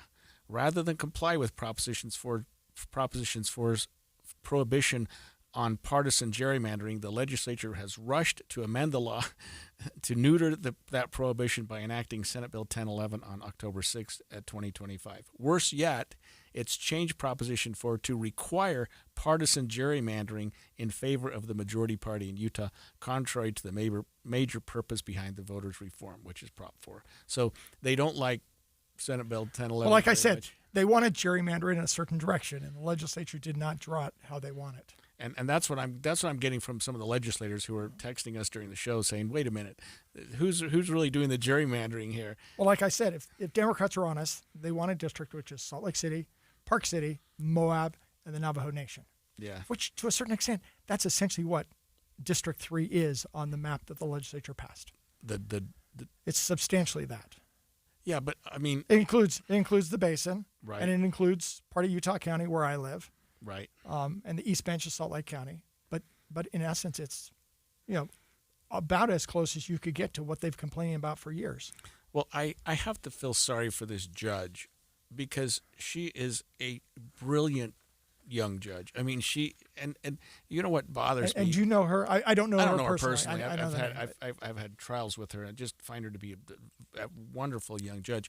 Probably could be on the Supreme Court, although now, she may be tainted. I don't know that she's going to get past the Senate, but which is tragic, because she's such a brilliant jurist.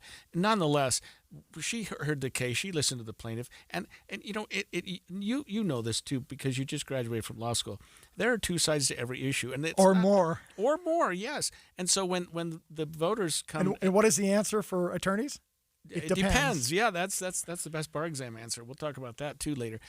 It depends, and so, the legislature is, she's a activist judge, and she's this and she's that. Well, no, she's not. I mean, first of all, there's no judge in Utah that wasn't appointed by a Republican governor or confirmed by a Republican-dominated Senate. There's just no such human being. Well, last time we exists. had a Democrat governor in Utah, I think I was in high school. Yeah, that was Scott a Matheson, few years ago. Scott Matheson Sr. in the 90s, and that's how we are in Utah. 80s.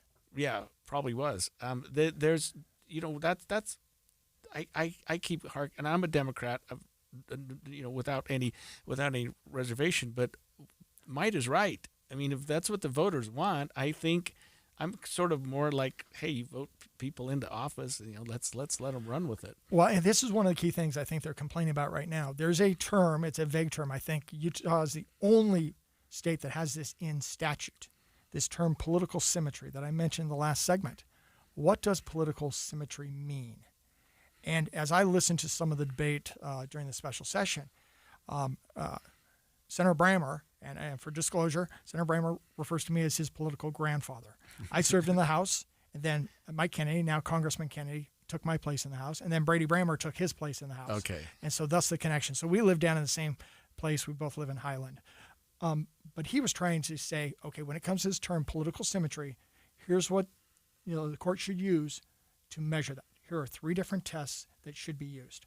My understanding is with his draft bill that he presented in committee, he had 1 test in there. The Democrats asked for more tests. He added 2 more tests in there. But I think to a certain extent, some of the Democrats are basically saying just leave it vague for the courts to kind of figure out rather than have the legislature clearly define what the rules are and how the rules should be followed. So what do you mean by political symmetry? I mean, there's no. I don't know what political That's symmetry what I mean. means. I think what this means is what is the balance, Republicans versus Democrats, something like that, but it's an undefined term.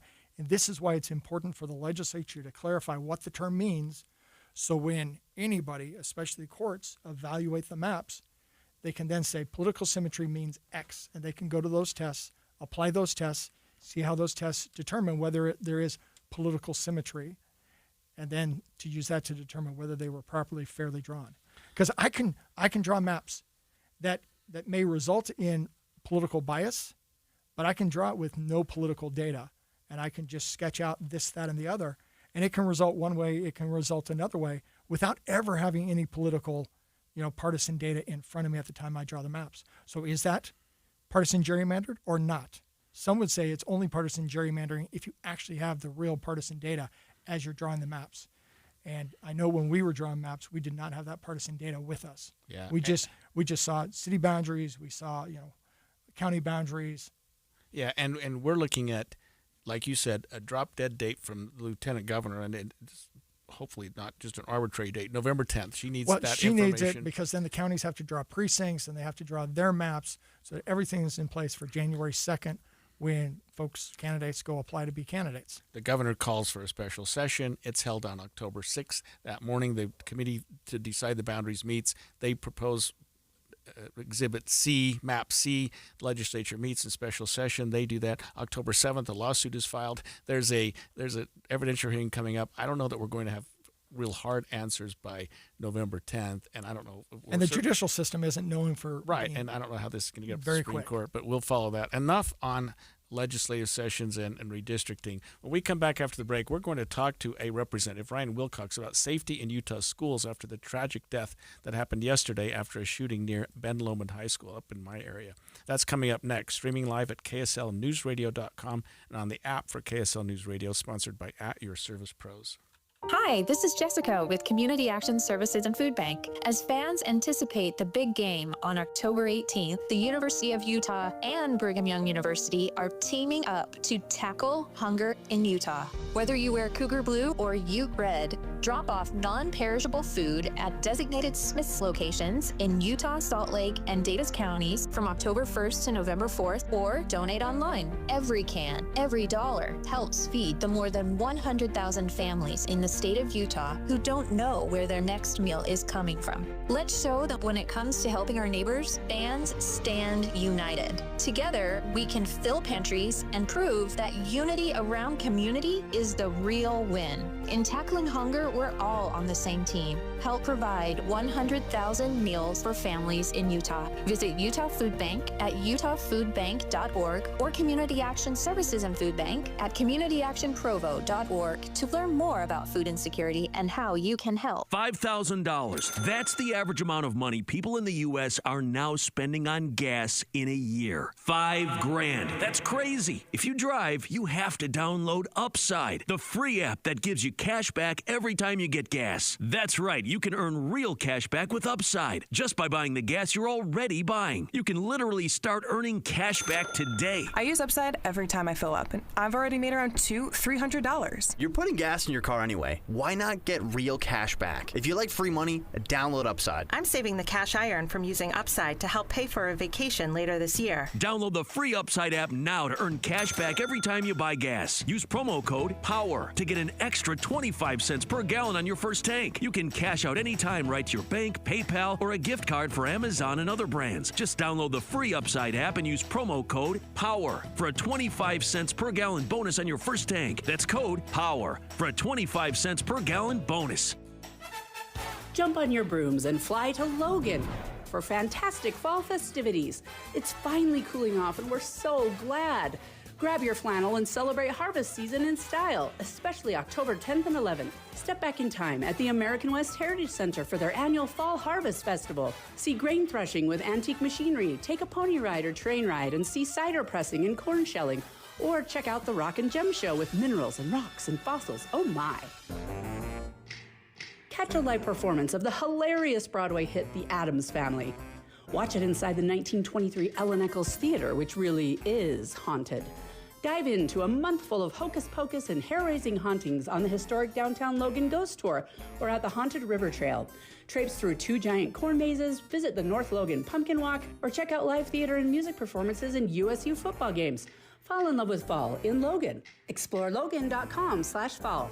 ExploreLogan.com/fall. Let's go!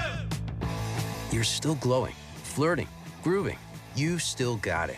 But your immune system weakens as you age, making it harder to fight flu, pneumococcal pneumonia, RSV, and COVID-19. Vaccines are a key part of any health routine and help strengthen your immune response. Ask your doctor or pharmacist which vaccines you need. Schedule in minutes at VaxAssist.com. Sponsored by Pfizer. Workdays can be unpredictable, but your workwear shouldn't be. With the Cintas Apparel Plus program, you'll have freshly laundered garments for everyone on your team delivered every week. Cintas has workwear for just about any job imaginable, with high-performance fabrics and an uncompromising fit that stretches and moves with you. Don't leave looking and feeling good to chance. Visit Cintas.com. Oh, I'm ready! And get ready for the workday. Getting help with plumbing repairs is easier than you think. All you have to do is call Any Hour Services or schedule an appointment at anyhourservices.com. No one helps more homeowners than Any Hour Services. An expanded Inside Sources. Ogden's Ben Lomond High School has been the site of real tragedy this week. One boy is in custody after a bomb threat cleared out the school, and just yesterday, a 16-year-old was transferred to the hospital where he died later of gunshot wound that occurred near the school. The tensions are high in Utah right now after the discussion of school safety. We've been talking about this a little bit on the show here, John. I'm alongside John Dougal this morning after the death of political activist Charlie Kirk in September down at Utah Valley University. Seems like that was just a week or two ago. We are going to talk to one of our representatives about that. But there's just so when he gets on the line, this is Ryan Wilcox, who's got some ideas about school safety, and he's been a guest with us before. But I think parents right now, and it all goes back to Columbine, it all goes back to what's happening in our country. And my kids are grown, but I've got grandkids. You're the same, it sounds. You're a little bit behind me in terms of age. My kids are grown as well. So. But sending your kid off to school in the 21st century is not like it was before. Well, I don't know how it was when you were in high school. When I was there, the worst you expected was a fist fight. You might get a beating from somebody. You might get stuffed in a locker. Right. You didn't have the bomb threats or the threats of getting shot. Right. Yeah. So I mean, it's and I don't know what we can do about it. We've certainly had a lot of dialogue. We've had a lot of people that have been trying to do something. We do have Representative Ryan Wilcox with us, and Ryan represents part of Ogden. He's up there in Weaver County. He's also on the forefront of school safety in Utah. And he has been for some time. Representative, thanks for joining us this morning. Oh, thank you. I appreciate it. So, I mean, we've talked about just what's happened just in the Ben Lomond area just in the last week. Can you tell us what your thoughts are? I mean, that's a broad question, but what the legislature might be able to do. Willing's not a good question either, but where you think we're going? No, I think your accidental question is also a fair question. What we've seen across the country is that communities respond, states respond primarily after the disaster, after the worst case scenario is already played out. And for the last 3.5 years, we've been pushing the envelope to be prepared for these things. Unfortunately, what we're seeing playing out, we had 2 lockdowns at Ben Lomond High School in less than a week for threats of violence and actual violence. So, you know, the kids attending school there, I know well. My son at one point was the student body president at that school. Both my girls attended there as well, and that community is hurting right now. The investigations, regardless of who ultimately is charged or held accountable for these things, have highlighted both the good things that are happening at the school, and in neither case, and I want to clarify something I think is important for these cases at Ben Lomond, neither of those cases, I think, could have been prevented by anything that the legislature did. The first case last week, we're dealing with now an out-of-state suspect who it looks like was coerced by a lack of a better word, an online terrorist organization. We are looking at the case yesterday, gang violence, and some other things that we've dealt with. And Greg, you know this for forever. Yeah. And one of the positive things about that yesterday is that they were looking for the SRO to help. That's why they ended up there. School resource officer. You know, that's right. They were looking for our school resource officer there because they trusted him and knew that he could help in an emergency. And that's a police officer that's on site at the school, correct? Yeah. That's correct. So, yes, there will be things that we need to tweak in how we approach these investigations. And in particular, from the bomb threat from last week, we just had a briefing. If you guys want to look at the Organized Crime Subcommittee briefing from August, we had a briefing from the FBI on this topic. So we know it's there. We don't know how to best combat these online cyber terrorists who extort kids and then try to get them to do terrible things to get out of it. Last year we dealt with that and some of this is just terrible to even have to talk about, but with kids who were being extorted and then compromised, and their solution to cover it up was to encourage them to take their own lives. To hide the evidence, right? And we had 4 of those cases with parents who came in telling us their stories and of the young men and their families that they lost because of this extortion online. So, yes, we are looking at ways to combat those, to go after these criminal cartels. In many cases, they're foreign, but they're also scattered throughout the cyber world, and they approach kids through things that parents would normally think are innocuous. Video games, Fortnite. We had a whole list of those, and Roblox. Like people that are talking to your kids when we hand off parenting to electronic devices, we think that they're talking to their buddy Johnny, and many times they are not. And kids who are susceptible to pressure from others that they think they're friends often get caught up in these kind of spaces, and so. How we parent has to change. How we approach legislation and law enforcement is changing. And at the end of the day, we're back to that starting point with education. I'm here on the campus of SUU right now, and I just left speaking with the president here about campus safety in light of what we've seen over the last month and what the efforts are here and what it's going to take and for all of us to ensure that when our kids go to school, whether it's K-12 or in our higher education facilities, that all they're thinking about and worried about is learning. And by the way, class has just let out, and I'm watching all the students come through around me right now, and they're not worried. They're doing their thing, and we have to make sure it stays that way. Well, this is one of the challenges you mentioned or alluded to earlier. We like to think the legislature or the principal or school administration can solve all these problems. And they can't, sometimes because we don't know how to go about solving it. Sometimes, as you said, it rests with the families, with the parents and the students. themselves and their friends. And they're the first ones that find out, right? They know way ahead that there's something wrong, that kid needs help. Right. Way before. And really, guys, all of our legislation, we haven't been, incredibly innovative, really. Like, we've just been studying where these things went sideways across the country. Like, we know what we need to do. We're going to learn. We already have learned some things about what happened down at Utah Valley. But that's because we're studying that now on one of our own campuses. Something we never thought would happen here in Utah. Yeah, absolutely. Something we really prayed we would get ahead of. Yeah.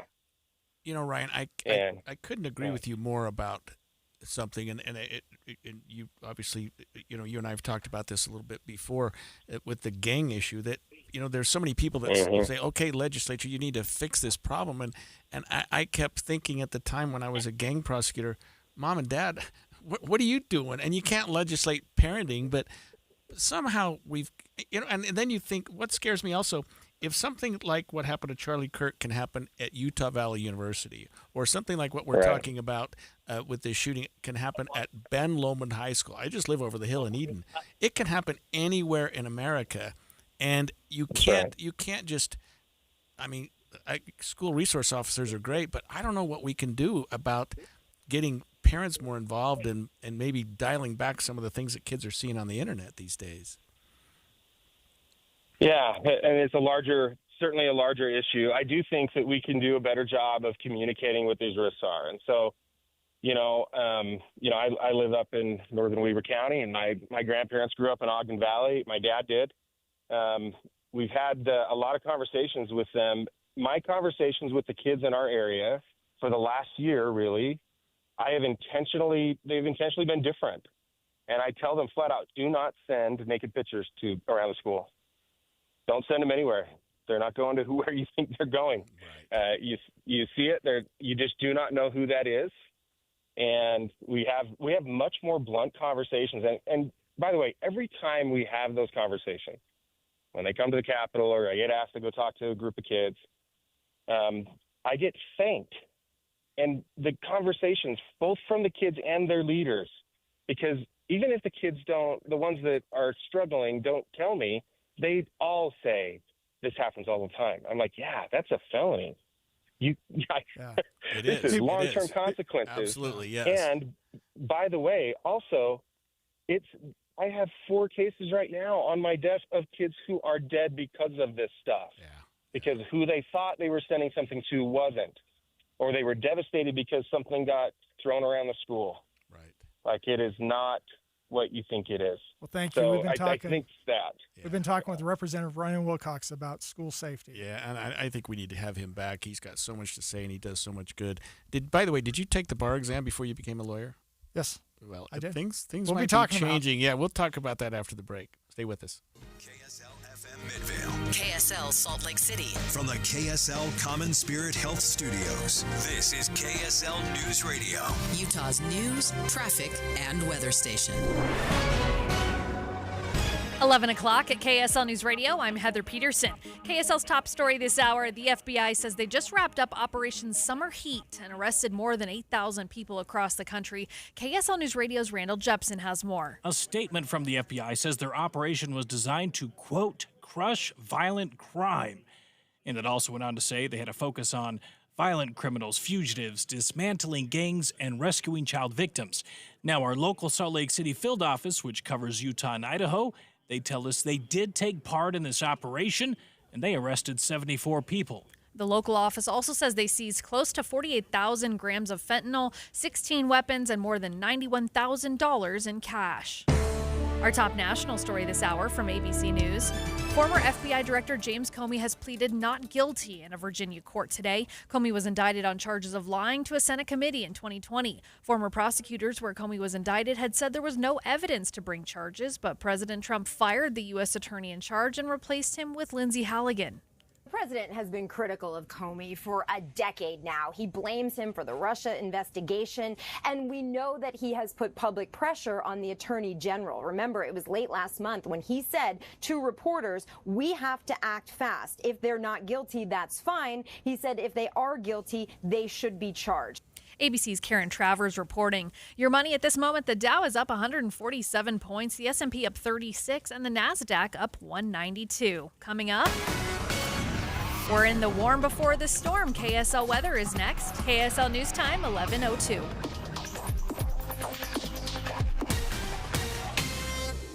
A reminder about the simplest way to get updated for your day. Hit your KSL preset when you jump in the car, and we'll take care of the rest. Hear key news updates and traffic reports. Andy and Amanda from 5 to 9 in your car. KSL News Radio at 102.7 FM. Do you have 3 ex-wives and your current trophy wife wants a life insurance policy 3 times the size of the policies you had to purchase for your previous mistakes? If so, you need to call Big Lou at Term Provider, 800-859-3220. Big Lou is intimately familiar with your problems, and if you're 50 to 60 years old and in reasonably good health, a $1 million policy should only cost about $100 to $200 per month. Big Lou may have a solution for your previous policies as well. You may even save enough money to lighten the load on your new $1 million policy. Remember, call Big Lou. He's like you, except he's only on number 2. Call Term Provider at 800-859-3220. That's 800-859-3220 for $1 million in term life insurance that you can live with. Call Big Lou at 800-859-3220. 800-859-3220. Hey guys, it's Woodrow from Mint Medical Clinic. Are you struggling with ED? Well, you are not alone, and now there's a real solution that treats the root cause, not just the symptoms.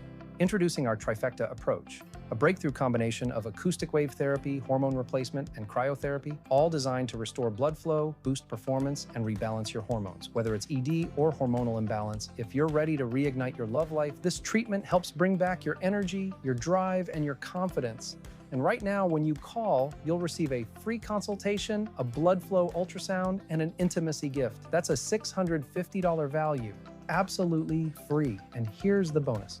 The next 20 callers will also receive a 5-night stay at a luxury resort in Hawaii just for taking the first step. But you must call now. With 2 convenient locations in Layton and Sandy, help is closer than you think. Call 801-804-8000 now. That's 801-804-8000. Mint Medical Clinic. We'll get you back to mint condition. 1847. Our home Utah takes shape. A century later, Utah's home champion is born. Since 1947, Whipple Service Champions has earned the trust of over 250,000 Utah homeowners, with techs who rise above to deliver award-winning heating, cooling, plumbing, and electrical. Championing the spirit of 47, Whipple is offering $47 off any home repair or service, including drain clearings. Act now and call Whipple Service Champions at 801-896-1947 for the win today. Traffic and weather together brought to you by Mountain America. Turn everyday spending into an extraordinary escape. Here's Cormac Bone. We're still seeing a crash on the on-ramp to northbound I-15 at 7 South in Clearfield. They are in the right shoulder in the final stages of cleanup and causing no additional delays. And your drive on I-80, both east and westbound, is without delay all the way through Parley's Canyon, and it's a problem-free drive no matter where you are on I-215 throughout the Salt Lake Valley. No matter the weather, your feet can feel fantastic. Find the Good Feet location nearest you at goodfeet.com. Cormac Bone in the KSL Traffic Center. Sunny and a high of 75 today. Tomorrow, even warmer with a high of 82 degrees. Then we'll start to see a dip as we expect to see thunderstorms Friday and Saturday. Right now, it's sunny and 57 degrees. I'm Heather Peterson from the KSL Common Spirit Health Studios. Listen online at kslnewsradio.com. We're Utah's news, traffic, and weather station. The all-new Inside Sources. Inside Sources. Your inside access to the people and policies shaping Utah's future. Here are Greg Skordas and Holly Richardson on KSL News Radio. You're back with us on Inside Sources. I'm Greg Skordas alongside John Dougal, who is a recent graduate of law school and a recent member of the Utah State Bar. Very proud of you. One weekend. Yeah, there you go. So you're ready to rock and roll. Well, 43 years ago, 4-3, I took the bar exam, and I remember. Did they have the bar exam back then? Yeah, they did. It was hard. We had to walk 2 miles uphill both ways just to get to the place where you barefoot just to take the bar exam. Yeah. So anyway, I took it at one of the local hotels here, but I remember taking it, John, and thinking, you go through, your schooling. 3 you years. go through Well, you go through bachelor's degree. Right. Then Yeah. 3 years of law school. Yeah. You and I both had 4-year degrees in engineering field. Yeah. I was in metallurgy. You were in electrical engineering. Electrical engineering. And so, of course, then I also had a master's degree in electrical engineering and of course an MBA. you did. Yeah. Of But, course. you know, I knew little that. extra school. Right. And then you go to 3 years of law school, and you think, I think I got this figured out. Let me take it. And then you have to take a bar exam. And I remember just my own experience, because you get haunted by it. And at the time, I think our pass rate in Utah was something like 80%. So it was like, you should pass. You should pass. You should pass. But then 1/5 of your class doesn't. And you just don't want to be in that group. And I just remember thinking, I want to take this once. I want to pass it. I want to be done. I just need to be minimally competent. Right. Yeah. Just if I have to get a score of 91, I'm going to get a 91. You know, I just get me over there. And I literally just buried myself for 3 months before the exam, and it was in July. I think it still is. So my summer, I took it July 29th. Yeah, exactly. My summer was a disaster, but I thought 3 months. I want to buried pass it. yourself. Yeah, I'm going to do whatever I need to do. Went to the library every day, passed the bar. You know, did well enough that I got through it. It was no problem, but I didn't want to take it again. And then and the bar exam today, just so you know, it may have changed in the last 43 years, but it is the first day is basically all writing. You have in the morning 6 essays, 6 fact-based questions that you need to apply the law to. So you get on average 30 minutes apiece. You get to use your time however you want, but basically 30 minutes apiece on those essays. And you just spew down as much as you can, hoping that you've highlighted the issues, you've applied the law appropriately to the facts that are there, and made your case. Then in the afternoon, you have this other thing. And you have basically an hour and a half. You have 2 major questions with about 20 pages of reading material It's each. a lot different. Yeah. And you basically have to write like a legal memo or a brief or something like that. And so you're just 90 minutes to just scramble on each of those. So it was the 90 bar, minutes apiece. it was the And then the second day is 200 multiple choice questions. Right. And you're going through 100 in the morning and 100 in the afternoon, basically answering those as quickly as you can. Okay, that's what we did, and without going into the weeds too much, the first day was the multi-state exam, 200 questions, and you had to pass 138 or something like that. Then you had we had 18 written questions over 2 days, and they were complete pass-fail. You had to pass 12 of them.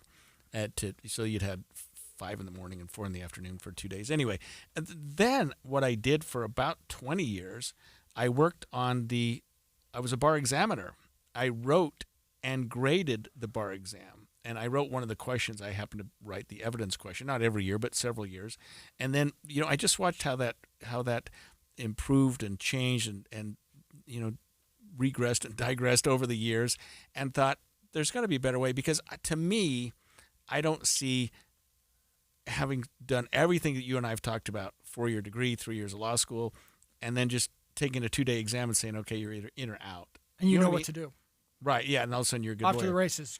Could you be a defense attorney immediately the day after? Right. Hey, I'm all ready. No, Right. there's still a bunch of learning. So I was happy to know, although it's 43 years late, that the Supreme Court, for me, and I'm glad they're doing this, has approved the Utah Supreme Court. Yeah, the Utah Supreme Court for Utah grads can pursue what they're calling the alternate pathway to attorney licensure. But instead of passing the bar exam, which you can still do, because it's an alternate pathway. But what it requires is that lawyers who want to be graduates, I should say, who want to be lawyers, can do the following, and then they could be a lawyer the following year, because this is going to take a year. You have to have 240 hours of supervised legal practice under a qualified attorney. So if you work 40 hours a week, that's 6 weeks. It's not a year, but it's a long time, a lot of time to be spending getting that. You have to have a law school required.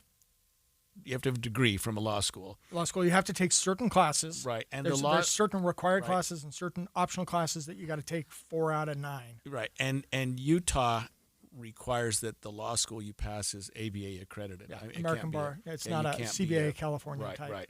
And then you have to take what's called a written performance exam by the Utah State Bar. It must be much, much shorter than the bar exam.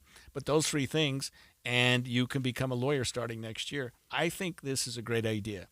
Like I say, it's late for me. And at the time I thought, I passed the bar. Everybody should have to pass the bar.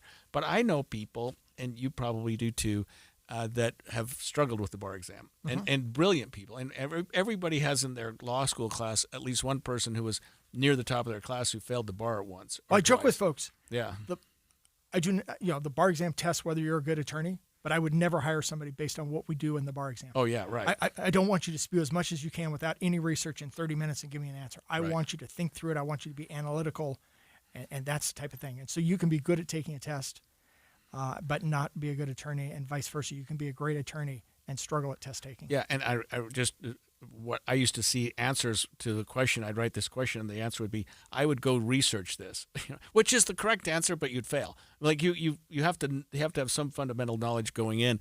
But I thought that's the correct answer. If a client comes to me with some issue, I'm not going to say, "Oh, you do this," unless it's a criminal issue that I've dealt with a long time, like a search and seizure issue, or something along the lines of. That you deal with constantly, sentencing guidelines or something like that. But otherwise, you gotta do a little research. I just laughed. This was announced the day I got sworn in as an attorney. But would you have done I still this? would have done the bar exam, but it's a faster But track. I am a fan of alternative routes to licensure. I hate the single track and pretend like that's all it is. I ask the question, which is, okay, what's failing about our law school that we then have to give a bar exam? As I mentioned earlier, my grandfather took the bar exam before they required a bachelor's degree.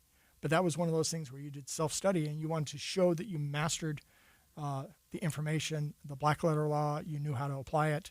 And so I think the test was appropriate in that case. Yeah. But if you got other educational or professional experiences, I think that's very appropriate to start applying. And one of the things this is talking, and Associate Chief Justice John Pierce, which is a good friend of mine who actually was the one that swore me in, he's a fan of this. He said, basically this option gives graduates a financially viable way to begin practicing law without months of unpaid study and the potential of thousands of dollars of prep costs.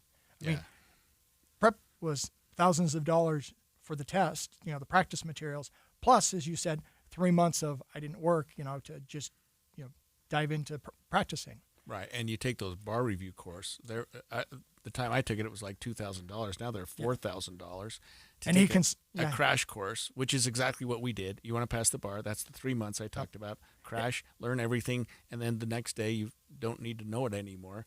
And then he continued here. Right. He said the Utah Supreme Court, who is in charge of the governance of the practice of law, is convinced that this path will produce attorneys who are better prepared to immediately practice law. They can hit the ground running. I agree with it. I'm glad it's an alternative to the bar exam. It's not a replacement of the bar exam, and young students getting out, or even John Dougal age students getting out of law school can make the choice whether you want to take the bar exam or take this alternate route. Good idea, Utah State Bar and Utah Supreme Court. When we come back, speaking of legal issues, ex-FBI Chief James Comey appeared in court this morning, right before our court started, to plead not guilty to charges of lying to Congress. That's coming up next, streaming live at KSLNewsRadio.com and on the app for KSL News Radio, sponsored by At Your Service Pros.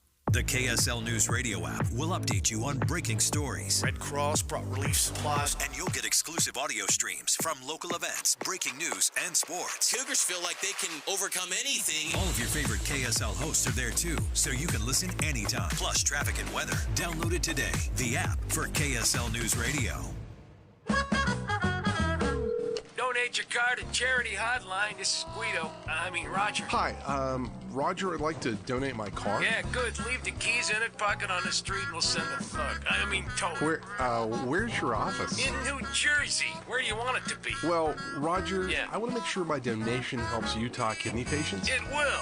Which ones? Well, does it matter? Yes, I want the money to stay in Utah. And boy, have you got the wrong number. If you want your car donation to help people here in Utah, turn your car into a kidney car for the National Kidney Foundation of Utah and Idaho. Hi, this is Luz Lewis Perez. Kidney Cars is the Beehive State's #1 choice for charity car donation since 1990. When you donate your car to Kidney Cars, funding stays in Utah to help local Utah kidney patients and funds local medical research. Kidney Cars gets donors the highest tax deduction, along with free towing. Visit towcars.org and learn more. That's Tow Cars with a K like kidney. That's TOWKARS.org. So my mother is thinking of switching from Verizon to Pure Talk, but she's worried the deal sounds too good to be true.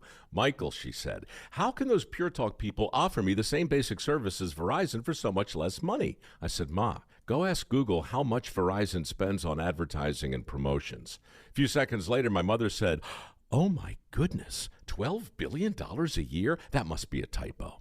I'll tell you what I told my mom. It's not a typo. Verizon spends $12 billion a year on advertising and promotions, and their customers are paying for it. Well, Pure Talk doesn't spend that kind of money on commercials. Trust me, I would know. That's why they can offer you and my mother unlimited talk, text, and plenty of data on a crazy fast 5G network for just $25 a month. And if you're a business owner, you could really save a fortune.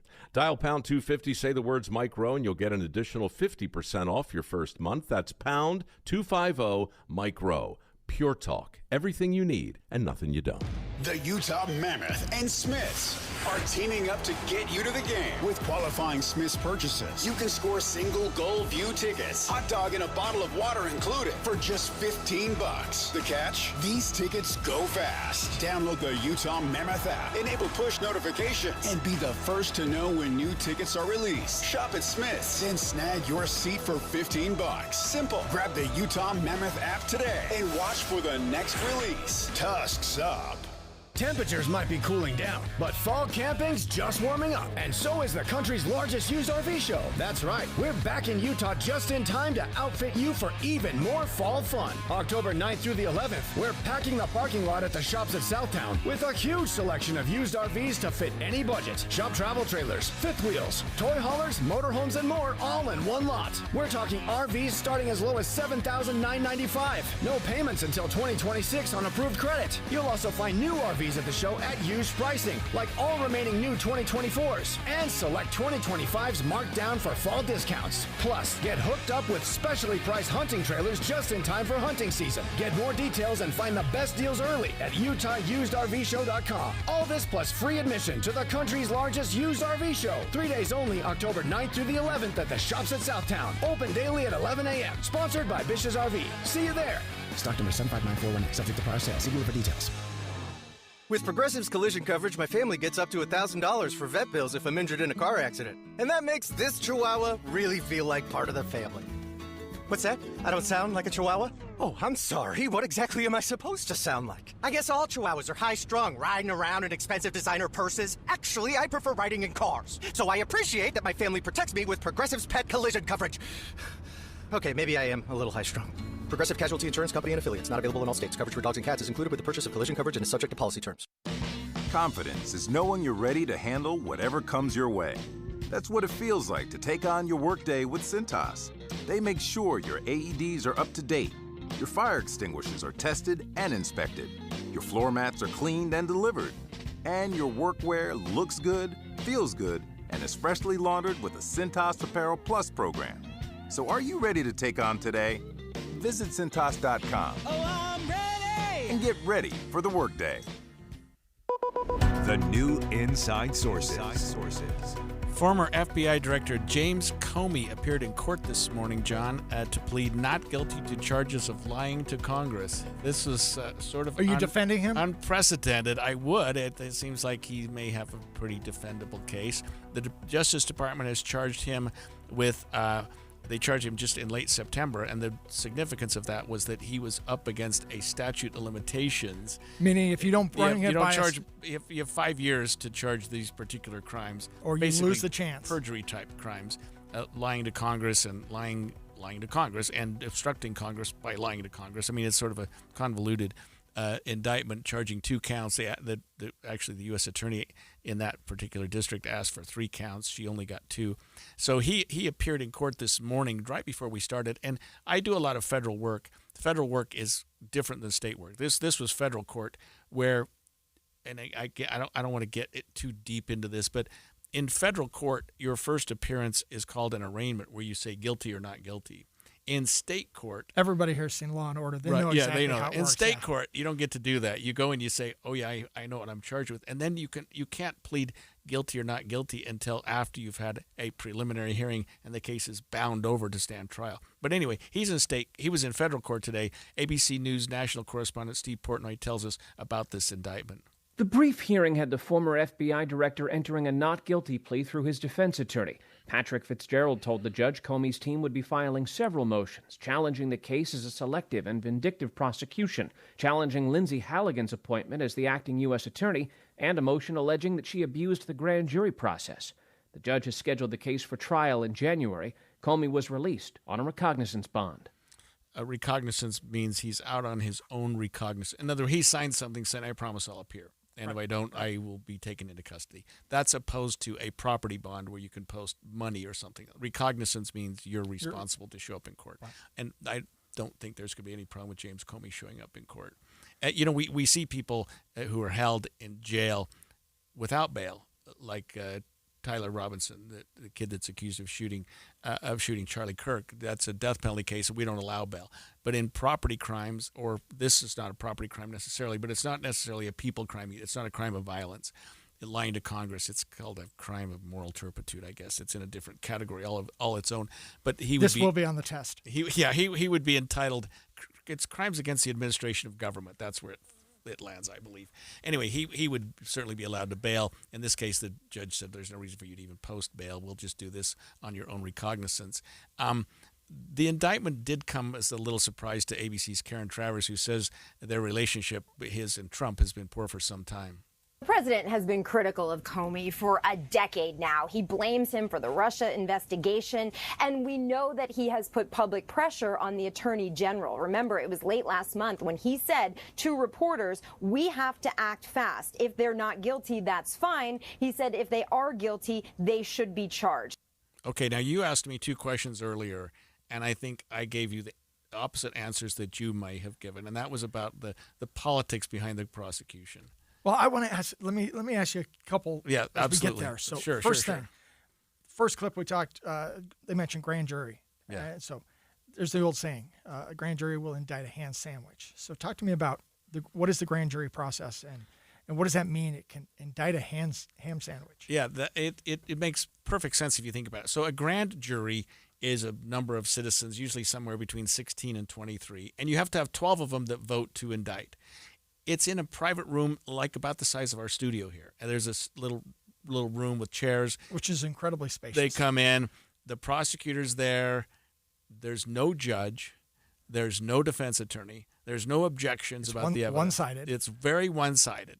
That's why they say you can indict a ham sandwich. If you're the prosecutor, and we have very good prosecutors here in the United States that don't abuse the grand jury system. You bring it in. If it's 12 people, that to a very low standard, it's called probable cause, that this person committed a crime. And by the way, even the accused isn't there. It doesn't get to say, wait a minute, I did this or that. Grand juries can be completely secret. They can be sealed. And in fact, they are secret while they're convening. So yeah, you just have to get 12 people out of whatever your group is size to say, yeah, I think he probably did this. Let's run it up the flagpole. Then you get what's called an indictment. In our state court, we have the preliminary hearing system. We rarely use grand juries except in our federal courts. So then in there, that first clip also talked about vindictive and selective prosecution. Talk about that a little bit more. What does that mean? Well, so I guess you can claim, if you're a defendant, that this is selective prosecution. I represented a woman who was a Republican mayor in Salt Lake County years and years ago, without going into it too much. We thought that the Democratic DA was coming after her for political reasons. And what does that get you? Nowhere. You know what I mean? Like vindictive and political prosecution. What that could potentially help him is if he beats the case and if a jury finds him not guilty, then he can go back and say, look, but for your actions, I wouldn't have been harmed. You call it prosecutorial misconduct. But right now, if you say it's vindictive, tell a jury. You know what I mean? So that's something for the press. That's something for the public to hear about.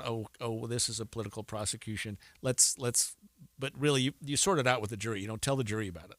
So then, my next question is there merit to this? Should he have been charged to the case? Should he have been charged? Did he lie? Did he obstruct Congress? Well, so the lie is fairly limited, and that is whether or not he instructed. Or the allegation of the lie. Right, yeah. The allegation of the lie, if he did this. And he's questioned by Ted Cruz. He's speaking to Congress like Pam Bondi was yesterday. And he's asked the question, did you instruct someone in your department to leak information about Russian collusion in the election of Donald Trump? That you were investigating that and that the Russians may have colluded? And he said, I didn't. They were investigating it. The question was, did you have one of your people leak that information? Did you intentionally basically authorize or ask them to do it? So that because there's an election coming up, obviously it would have been very harmful to Donald Trump, helpful to Hillary Clinton. that in retrospect, it didn't do either one because that information was leaked. What they were trying to find out is if Comey directed the leak.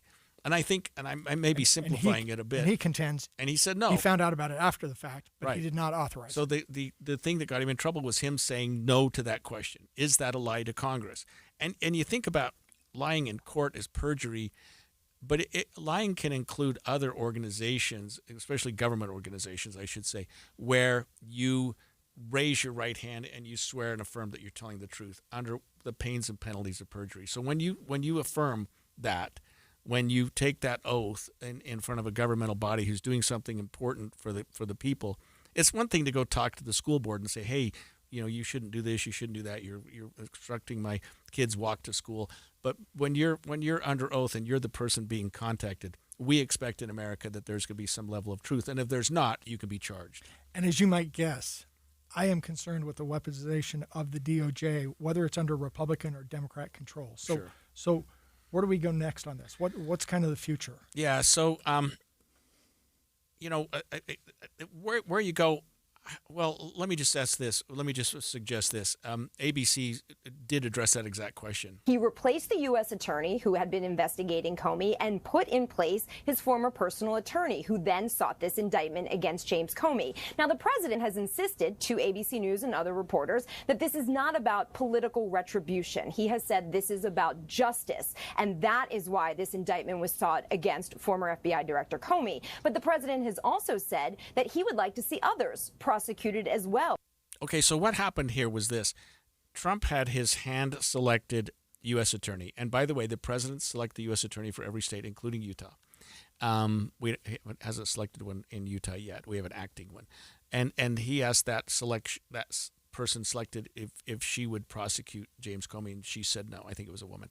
So he fired her and brought a new one in who had never prosecuted, who didn't have experience, who went to the grand jury herself. And if you recall the very first court hearing where she unsealed the indictment, she brought the wrong one. The judge said, "What are you doing?"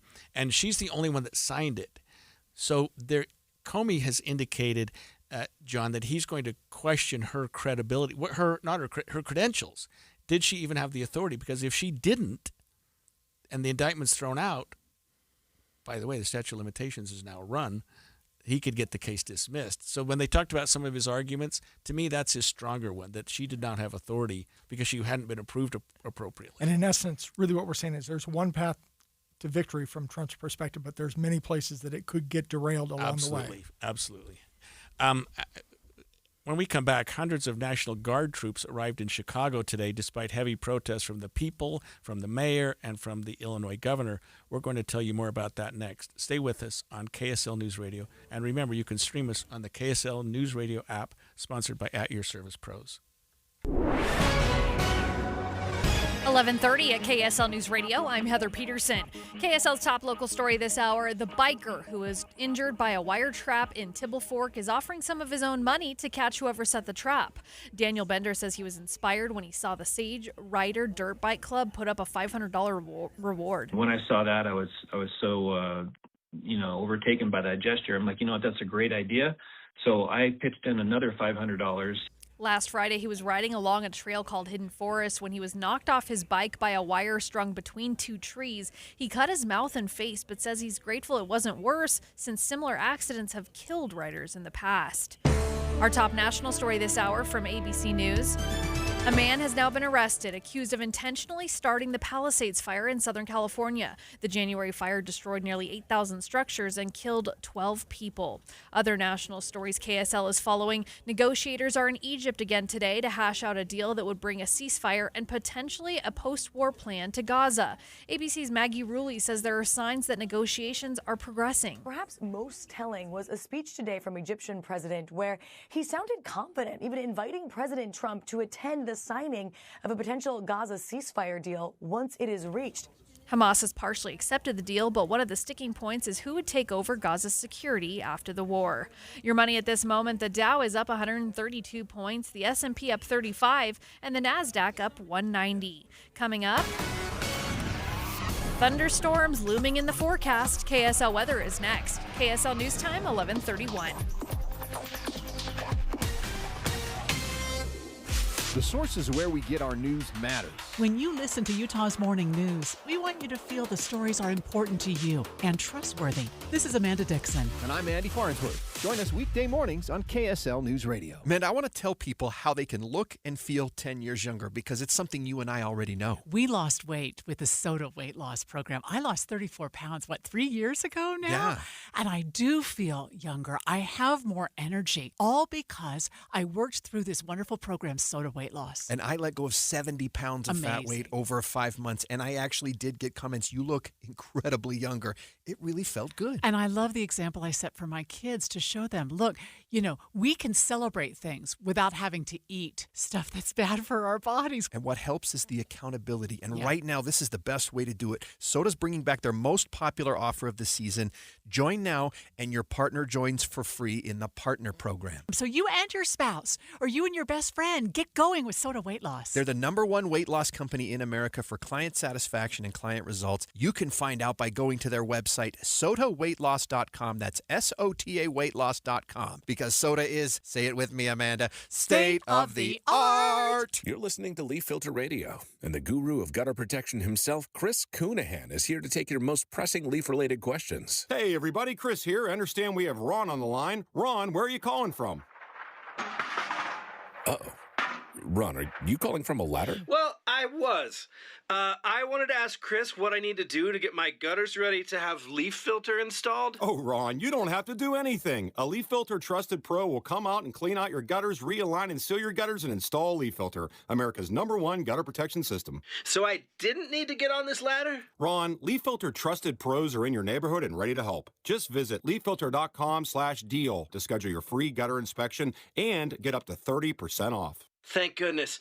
What was that site? To get this special radio offer, go to leaffilter.com/deal for your free gutter inspection today and get up to 30% off. That's leaffilter.com/deal for up to 30% off. leaffilter.com/deal. See representative for warranty details. The Social Security Administration just announced they are now projected to run out of money 1 year earlier than expected. Benefits could be cut by as much as 23%. And the average person could lose more than $100,000 in lifetime income. This news could significantly change when you file for Social Security. Discover how you could get every penny out of your benefits with a free Social Security analysis from Boss Retirement Solutions. If you've saved more than $300,000 and have not filed for Social Security, schedule your free analysis now by calling 801-896-9622. This free, customized analysis could help you get every penny out of Social Security. Call 801-896-9622. That number again, 801-896-9622. Boss Retirement Solutions is not affiliated with the Social Security Administration.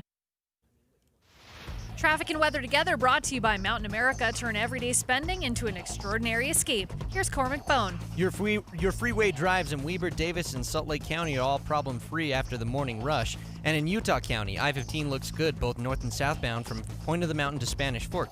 You will see the normal slowing on Pioneer Crossing in Lehigh due to construction. Cormac Bone in the KSL Traffic Center. 75 in the forecast today, jumping up to 82 tomorrow. Then we see some thunderstorms rolling in Friday, bringing it down to 76 degrees. Then by Saturday, we're down to 68. Right now, it's mostly sunny and 59 degrees. I'm Heather Peterson from the KSL Common Spirit Health Studios. Listen online at kslnewsradio.com. We're Utah's news, traffic, and weather station. The all-new Inside Sources. Your inside access to the people and policies shaping Utah's future. Here are Greg Skordas and Holly Richardson on KSL News Radio. And here are Greg Skordas and John Frugal-Dougal on KSL News Radio. Filling in for Holly Richardson. Filling in for Holly. I've had different co-hosts almost every single day. It's been really fun to work with different people. Remember, you can learn the true value of your home in 30 seconds. Visit sternteam.com to find out more. We are finding out more about National Guard troops being positioned outside of Chicago with the same expected for Memphis this Friday. This is kind of unprecedented. And the move comes despite a lawsuit and heavy opposition by Illinois Governor J.B. Pritzker and Chicago Mayor Brandon Johnson. Here's ABC's Rachel Scott with more about that opposition.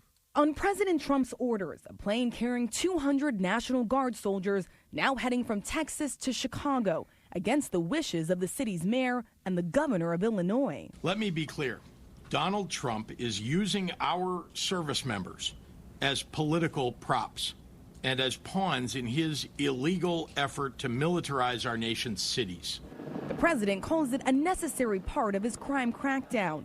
But Governor J.B. Pritzker, who was fighting back in court, calls it an unconstitutional invasion of the state of Illinois. And Chicago Mayor Brandon Johnson also had some words about this deployment. This is not about deportation. This is not about safety for this president. This is about authoritarianism. It's about stoking fear. It's about breaking the Constitution that would give him that much more control over our American cities.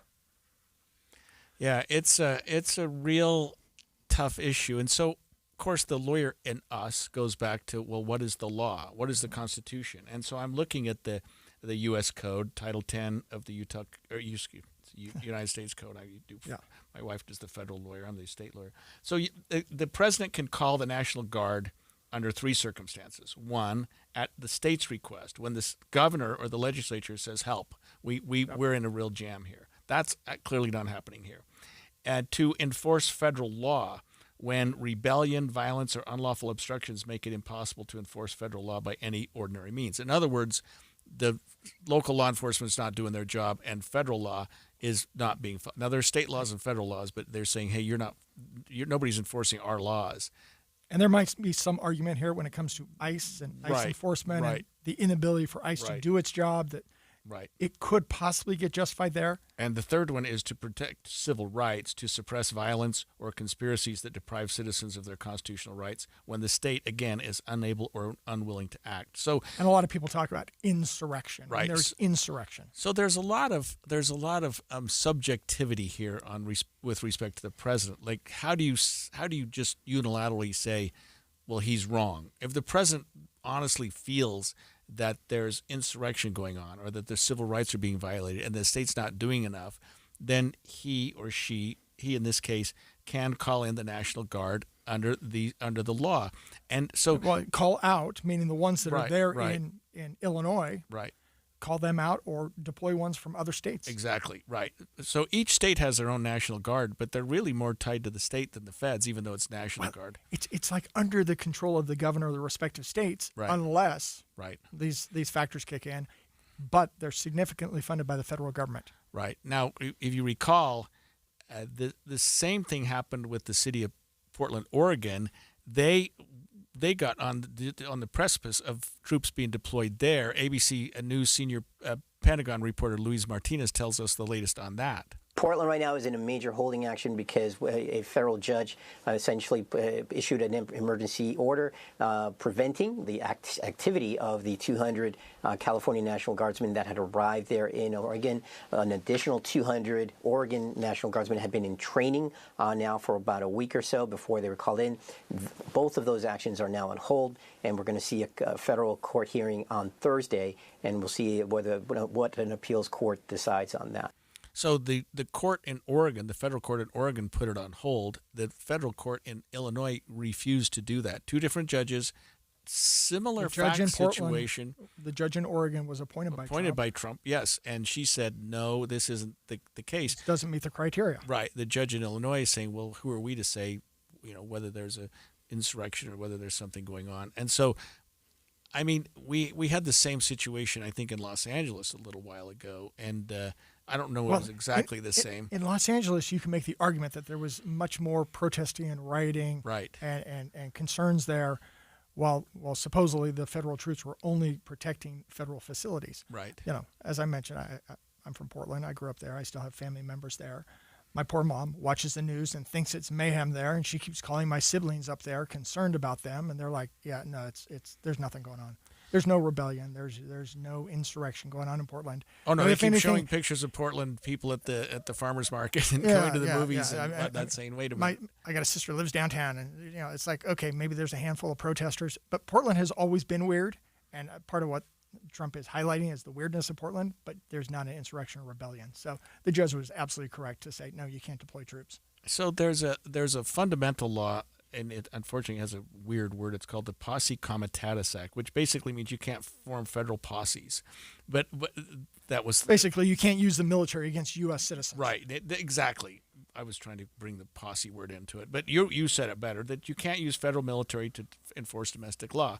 An exception to that is the Insurrection Act. Well, if there's insurrection going on, maybe you need to have the feds come in and help out. The question becomes, in this particular case in Chicago or in Portland, Oregon, is there something going on that's so significant, so disruptive of the operation of the government, either state or federal, that the state authorities are not doing their jobs and something needs to be done, and the question is going to have to be answered in the courts. Well, and part of the dynamic for Trump is there are certain aspects of what he's trying to do, which I totally, absolutely agree with. But then he goes overboard and tries to apply it to things that absolutely he shouldn't apply. So when he goes out there and says, we're going to start training our military first against U.S. citizens, so we're prepared to go against foreign enemies, I mean, that flies in the face of most Americans going, what are you doing? Right. That just sounds inappropriate. No matter how bad, the crime might be in Chicago, that does not justify we're going to use our federal troops to practice against, residents of Chicago so they can fight a foreign enemy. And you've probably traveled to other countries where it's not uncommon to see federal troops in full gear carrying assault rifles just walking down the street. Or in the airports. I mean, I can still remember absolutely. after 9/11 and going through all the airports in America where armed federal troops were there with their rifles. We're just not used to that in America. We're just not used to having that occur, and we've enjoyed some level of safety and knowing that our local law enforcement is doing a good job. But this is nature. You go back to the Constitution. Right. The Constitution does not enforce itself. Right. The Constitution is up to each of us, elected officials or judges, to enforce it. The judiciary can't really mandate something. Right. It's then up to governors, mayors, legislators, and others to act based on their opinions. Right. And then the courts, of course, have the Constitution and the laws before them, and they can say, okay, under these circumstances, was that conduct appropriate? And that's what the courts are forced to have to do now, and they're dealing with this more with. Wasn't it President Jackson that said, okay, Chief Justice Marshall, the Supreme Court ruled, now let's see him enforce it? I mean, there was something akin to that. Right, because we do know that the judiciary doesn't have a military. Yeah, let's put it in the words of Trump. Okay, Supreme Court ruled. Now let's see John Roberts enforce it. There's no ability to do that. That's why we rely on the separation of powers and the ability to rely on each power to sort of enforce and work with the others. And understand what the Constitution, understand what statute is, rather than just listening to the news. We're certainly testing the Constitution right now in this country.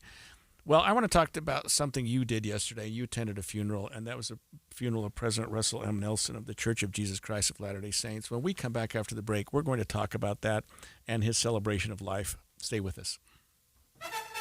Jump on your brooms and fly to Logan for fantastic fall festivities. It's finally cooling off, and we're so glad. Grab your flannel and celebrate harvest season in style, especially October 10th and 11th. Step back in time at the American West Heritage Center for their annual Fall Harvest Festival. See grain threshing with antique machinery, take a pony ride or train ride, and see cider pressing and corn shelling. Or check out the Rock and Gem Show with minerals and rocks and fossils. Oh my! Catch a live performance of the hilarious Broadway hit The Addams Family. Watch it inside the 1923 Ellen Eccles Theater, which really is haunted. Dive into a month full of hocus pocus and hair-raising hauntings on the historic downtown Logan Ghost Tour or at the Haunted River Trail.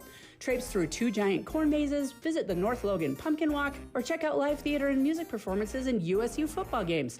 Fall in love with fall in Logan. ExploreLogan.com/fall. ExploreLogan.com/fall. So my mother is thinking of switching from Verizon to Pure Talk, but she's worried the deal sounds too good to be true. Michael, she said, how can those Pure Talk people offer me the same basic service as Verizon for so much less money? I said, Ma, go ask Google how much Verizon spends on advertising and promotions. A few seconds later, my mother said, oh my goodness, $12 billion a year? That must be a typo. I'll tell you what I told my mom.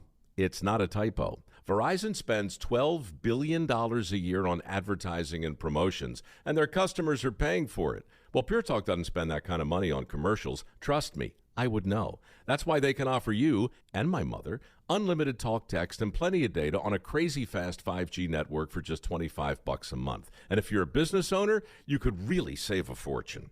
Dial pound 250, say the words Mike Rowe, and you'll get an additional 50% off your first month. That's pound 250 Mike Rowe. Pure Talk. Everything you need and nothing you don't. KSL offers the best daily newsletter in the state. It's the 3 things you need to know. Every weekday, we deliver quality and relevant content to your inbox. No ads, no spam, just the 3 things you need to know to be informed about the world around you. Subscribe today. Visit KSLNewsRadio.com or text the word inbox to 57500. That's inbox to 57500. Workdays can be unpredictable, but your workwear shouldn't be. With the Cintas Apparel Plus program, you'll have freshly laundered garments for everyone on your team delivered every week. Cintas has workwear for just about any job imaginable, with high-performance fabrics and an uncompromising fit that stretches and moves with you. Don't leave looking and feeling good to chance. Visit Cintas.com. Oh, I'm ready! And get ready for the workday. Tired of hearing scary radio ads about the IRS? Tax Relief Advocates is different. TRA is here to tell you that if you owe money to the IRS, whether it's $5,000 or $500,000, we have a solution. TRA can eliminate or reduce what you owe to the IRS with zero risk to you. We have over 1,000 5-star reviews on Google and an A+ with a BBB. End your tax nightmare today by visiting TRA.com or call 800-583-6681. That's 800-583-6681. This is Derek Miller speaking on business. Since 2007, the Larry H. and Gail Miller Family Foundation has been on a mission to enrich lives and communities across Utah. Investing in everything from hospitals to art centers, their work is helping to strengthen Utah communities. Executive Director Don Sterling joins us with more. At the Larry H. and Gail Miller Family Foundation, we're committed to building bridges to opportunity, to well-being, and to a brighter future for all Utahns. Guided by the philanthropic legacy of Larry and Gail Miller, we support programs that strengthen health and wellness, education and skill development, housing and food security, economic self-reliance, and cultural and spiritual enrichment. These focus areas, known as the social determinants of health, are the foundation for thriving individuals and resilient communities. Our investments focus on the building blocks of strong communities. Whether supporting mental and physical health, expanding access to safe and stable housing, strengthening education and workforce pathways, or nurturing arts and culture, we strive to create meaningful points of human connection. By addressing these essential needs, we help cultivate environments where individuals and families can truly thrive. Working alongside local organizations, we're helping to enrich the places where life takes place. The Larry H. and Gail Miller Family Foundation is fostering thriving communities through service, stewardship, and collaboration. Discover how they're making a difference at lhm.com/doinggood. I'm Derek Miller with the Salt Lake Chamber, speaking on business. Getting help with electrical repairs is easier than you think. All you have to do is call Any Hour Services or schedule an appointment at anyhourservices.com. No one helps more homeowners than Any Hour Services. Inside Sources. As we ended the show yesterday, funeral services for President Russell M. Nelson were beginning. This occurred at the Conference Center of the Church of Jesus Christ of Latter-day Saints, just a few blocks away from here, to celebrate the life of the president. And you were lucky enough to get tickets there. I was in my seat by about 11 a.m., so they wanted folks in their seat early. It officially started at noon. And you went with a pretty impressive group. I was there with the Attorney General and his wife, and the Chief Deputy Attorney General in the office, Dan Burton and his wife, and then it was me and our communications director. So there you go. We were sitting there on the 6th row, so we were literally, the governor and lieutenant governor were in front of us, and then the family. So I was able to listen to the entirety of the ceremony, the tribute they did for him the week before. I listened to the funeral as I was going and driving, but I had a court hearing, so I didn't hear all of it. They were both fairly short and concise with just some beautiful speakers. Yeah, the funeral was about all things considered, family coming in, family leaving, and then the talks were about an hour and a half. Yeah, it wasn't much longer than that. 2 family members, a daughter and a son. Then you had Camille Johnson. And then you had Elder Holland, Elder Eyring, and President Oaks. You mentioned his daughter, Laurie Marsh, the daughter of President Nelson, shared her experience with her father as a joyful person. When I think of our dad, I think of joy. Daddy always chose to be happy, and that made him so fun to be around. I often think of the talk he gave entitled Joy and Spiritual Survival when he said, "My dear brothers and sisters, the joy we feel has little to do with the circumstances of our lives and everything to do with the focus of our lives. When the focus of our lives is on God's plan of salvation and Jesus Christ and his gospel, we can feel joy regardless of what is happening or not happening in our lives. Joy comes from and because of him. He is the source of all joy. For Latter-day Saints, Jesus Christ is joy." And I think because it was President a Nelson funeral. is about joy. Yeah. You think about him and his amazing smile and just his happiness that he just exuded. Yeah, he served as an older apostle. I mean, when he passed, he was 101 years old. Mm-hmm. I mean, that's so remarkable. But he always seemed to be on top of his game. And I remember very this. spry. I remember this when he assumed the presidency, as the president and prophet of the church. He was in his 90s, and people thought that he would be. Don't expect a lot of change. Don't expect a lot to happen. Which buckle up. I mean, no kidding. He did a lot. Right. Change. I think change is kind of who he was. Right. Significant change. And he came off of this, you talked about it during the break, this incredible medical career. I mean, he was at the top of everything medically as a heart surgeon. Well, I look at him, and entrepreneurship is one of the words that comes to mind. We saw that in the church, but it was really pushing the envelope when it came to medicine, trying new techniques, new practices, new approaches to heart surgery that I think were so amazing about his professional career. And there's a difference. I mean, we're talking about being lawyers, but also engineers. Engineers are problem solvers, and I see that as kind of a medical doctor pushing the envelope versus attorneys are much more cautious. They're much more looking at tradition and past practices, what we call precedents. And they're anchored in that. And so it's kind of an interesting thing to see his style and approach. Yeah, and what do you suppose the style and approach will be with his successor? Well, I think given that Dallin H. Oaks, who is the president of the Quorum of the 12, and I anticipate will be the prophet of the church, he's clearly an attorney. He's a former Utah Supreme Court justice. So therefore, I anticipate he'll be more cautious, more reserved than President Nelson. It's just my thought from watching from a distance. Yeah, and he spoke yesterday about and celebrated the long and impressive career of President Nelson. I sat beside Russell M. Nelson for 34 years in the Quorum of the 12 Apostles. In that council, he was thoughtful and wise, but never as active in the discussions as a few others, mostly former lawyers.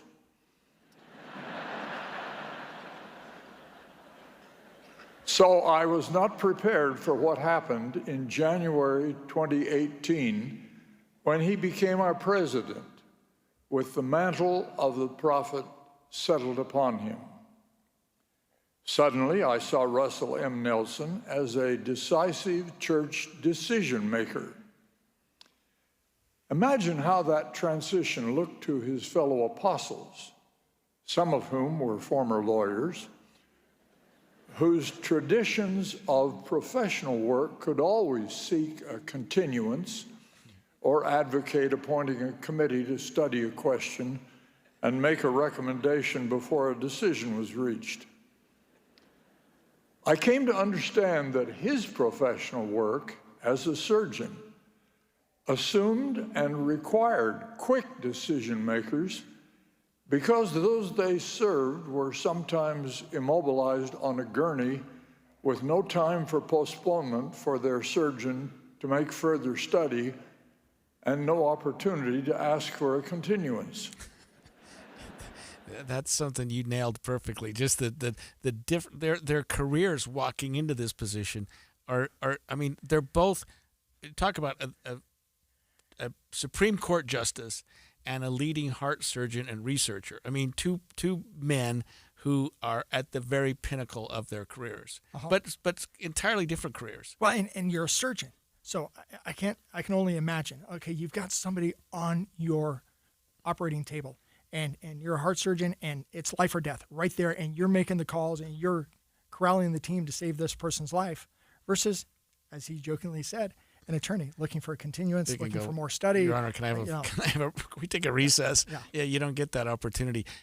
And he was also very, I remember reading about, they called it the heart-lung bypass machine, which allowed heart surgeons to actually touch the heart. They really couldn't do that and do heart surgery because an individual could have their blood flowing and their oxygen being regenerated by this device machine. while doctors are in there putting their hands on a human heart. I mean, I can't even imagine doing anything.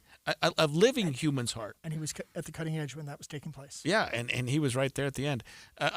Dallin Oaks, President Dallin Oaks, did end his speech with a powerful summary of the life of the prophet. President Nelson's ministry was marked by bold reforms, including a renewed emphasis on the name of the church, a restructuring of worship practices, and the announcement of hundreds of new temples. His teachings, travels, and tireless service touched millions across continents and cultures. He will be remembered not only as a prophet, but as a bridge builder, a healer, and a man whose life bore witness to the power of faith in action. When he talked, John, about just then the church practices, do you think he's referencing the time that was spent? Isn't President Nelson the one that changed the 3-hour block to the 2-hour block? Yeah, and more home study, church assisted, if you will, but more home-centered scripture and gospel study. I think the powerful thing there to me was bridge builder and healer. Yeah. When it comes to reaching out to those of other faiths, those of all nationalities and races, and trying to build bridges to them and to heal whatever harms or scars have existed in the past. I think that's going to be a major part of his legacy and the cheer and the joy with which he did it. So in 5 or 10 years, when we talk about the presidency of President Russell M. Nelson, what do you suppose people remember the most? I think just optimism about the future, the importance of Christ-centered in their life. He will be missed. Today we spoke with Representative Ryan Wilcox about school safety after this week's shooting near Ben Lomond High School. Maria Chaleos will give you more on that after the break. Midday with Maria Chaleos is up next. Stay with us on KSL News Radio. KSL FM Midvale. KSL Salt Lake City. From the KSL Common Spirit Health Studios, this is KSL News Radio. Utah's news, traffic, and weather station. Good afternoon. KSL News Time is 12 o'clock noon, and this is Midday. I'm Maria Chaleos. KSL's top story.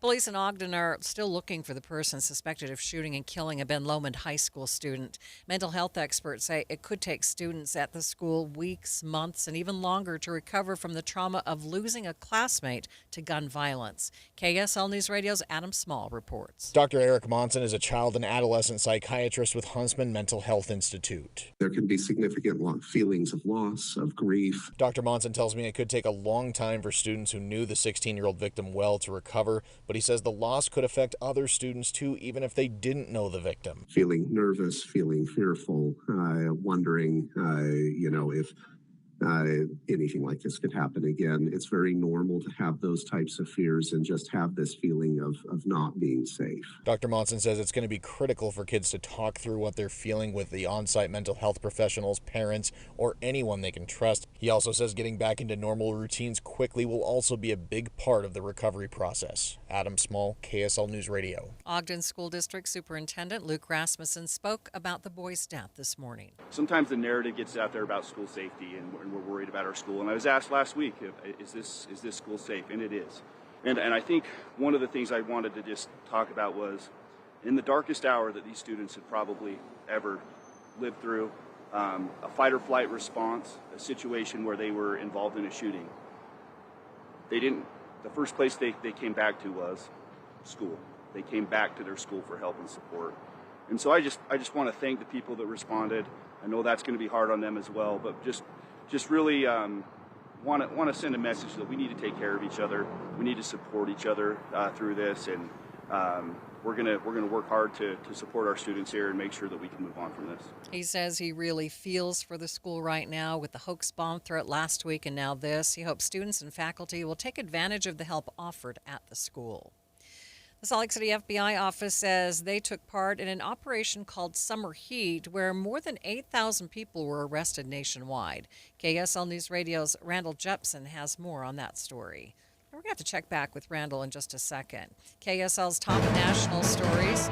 Former FBI Director James Comey is pleading not guilty after being indicted on charges of lying to a Senate committee in 2020. More from ABC's Karen Travers. The president has been critical of Comey for a decade now. He blames him for the Russia investigation, and we know that he has put public pressure on the attorney general. Remember, it was late last month when he said to reporters, "We have to act fast. If they're not guilty, that's fine."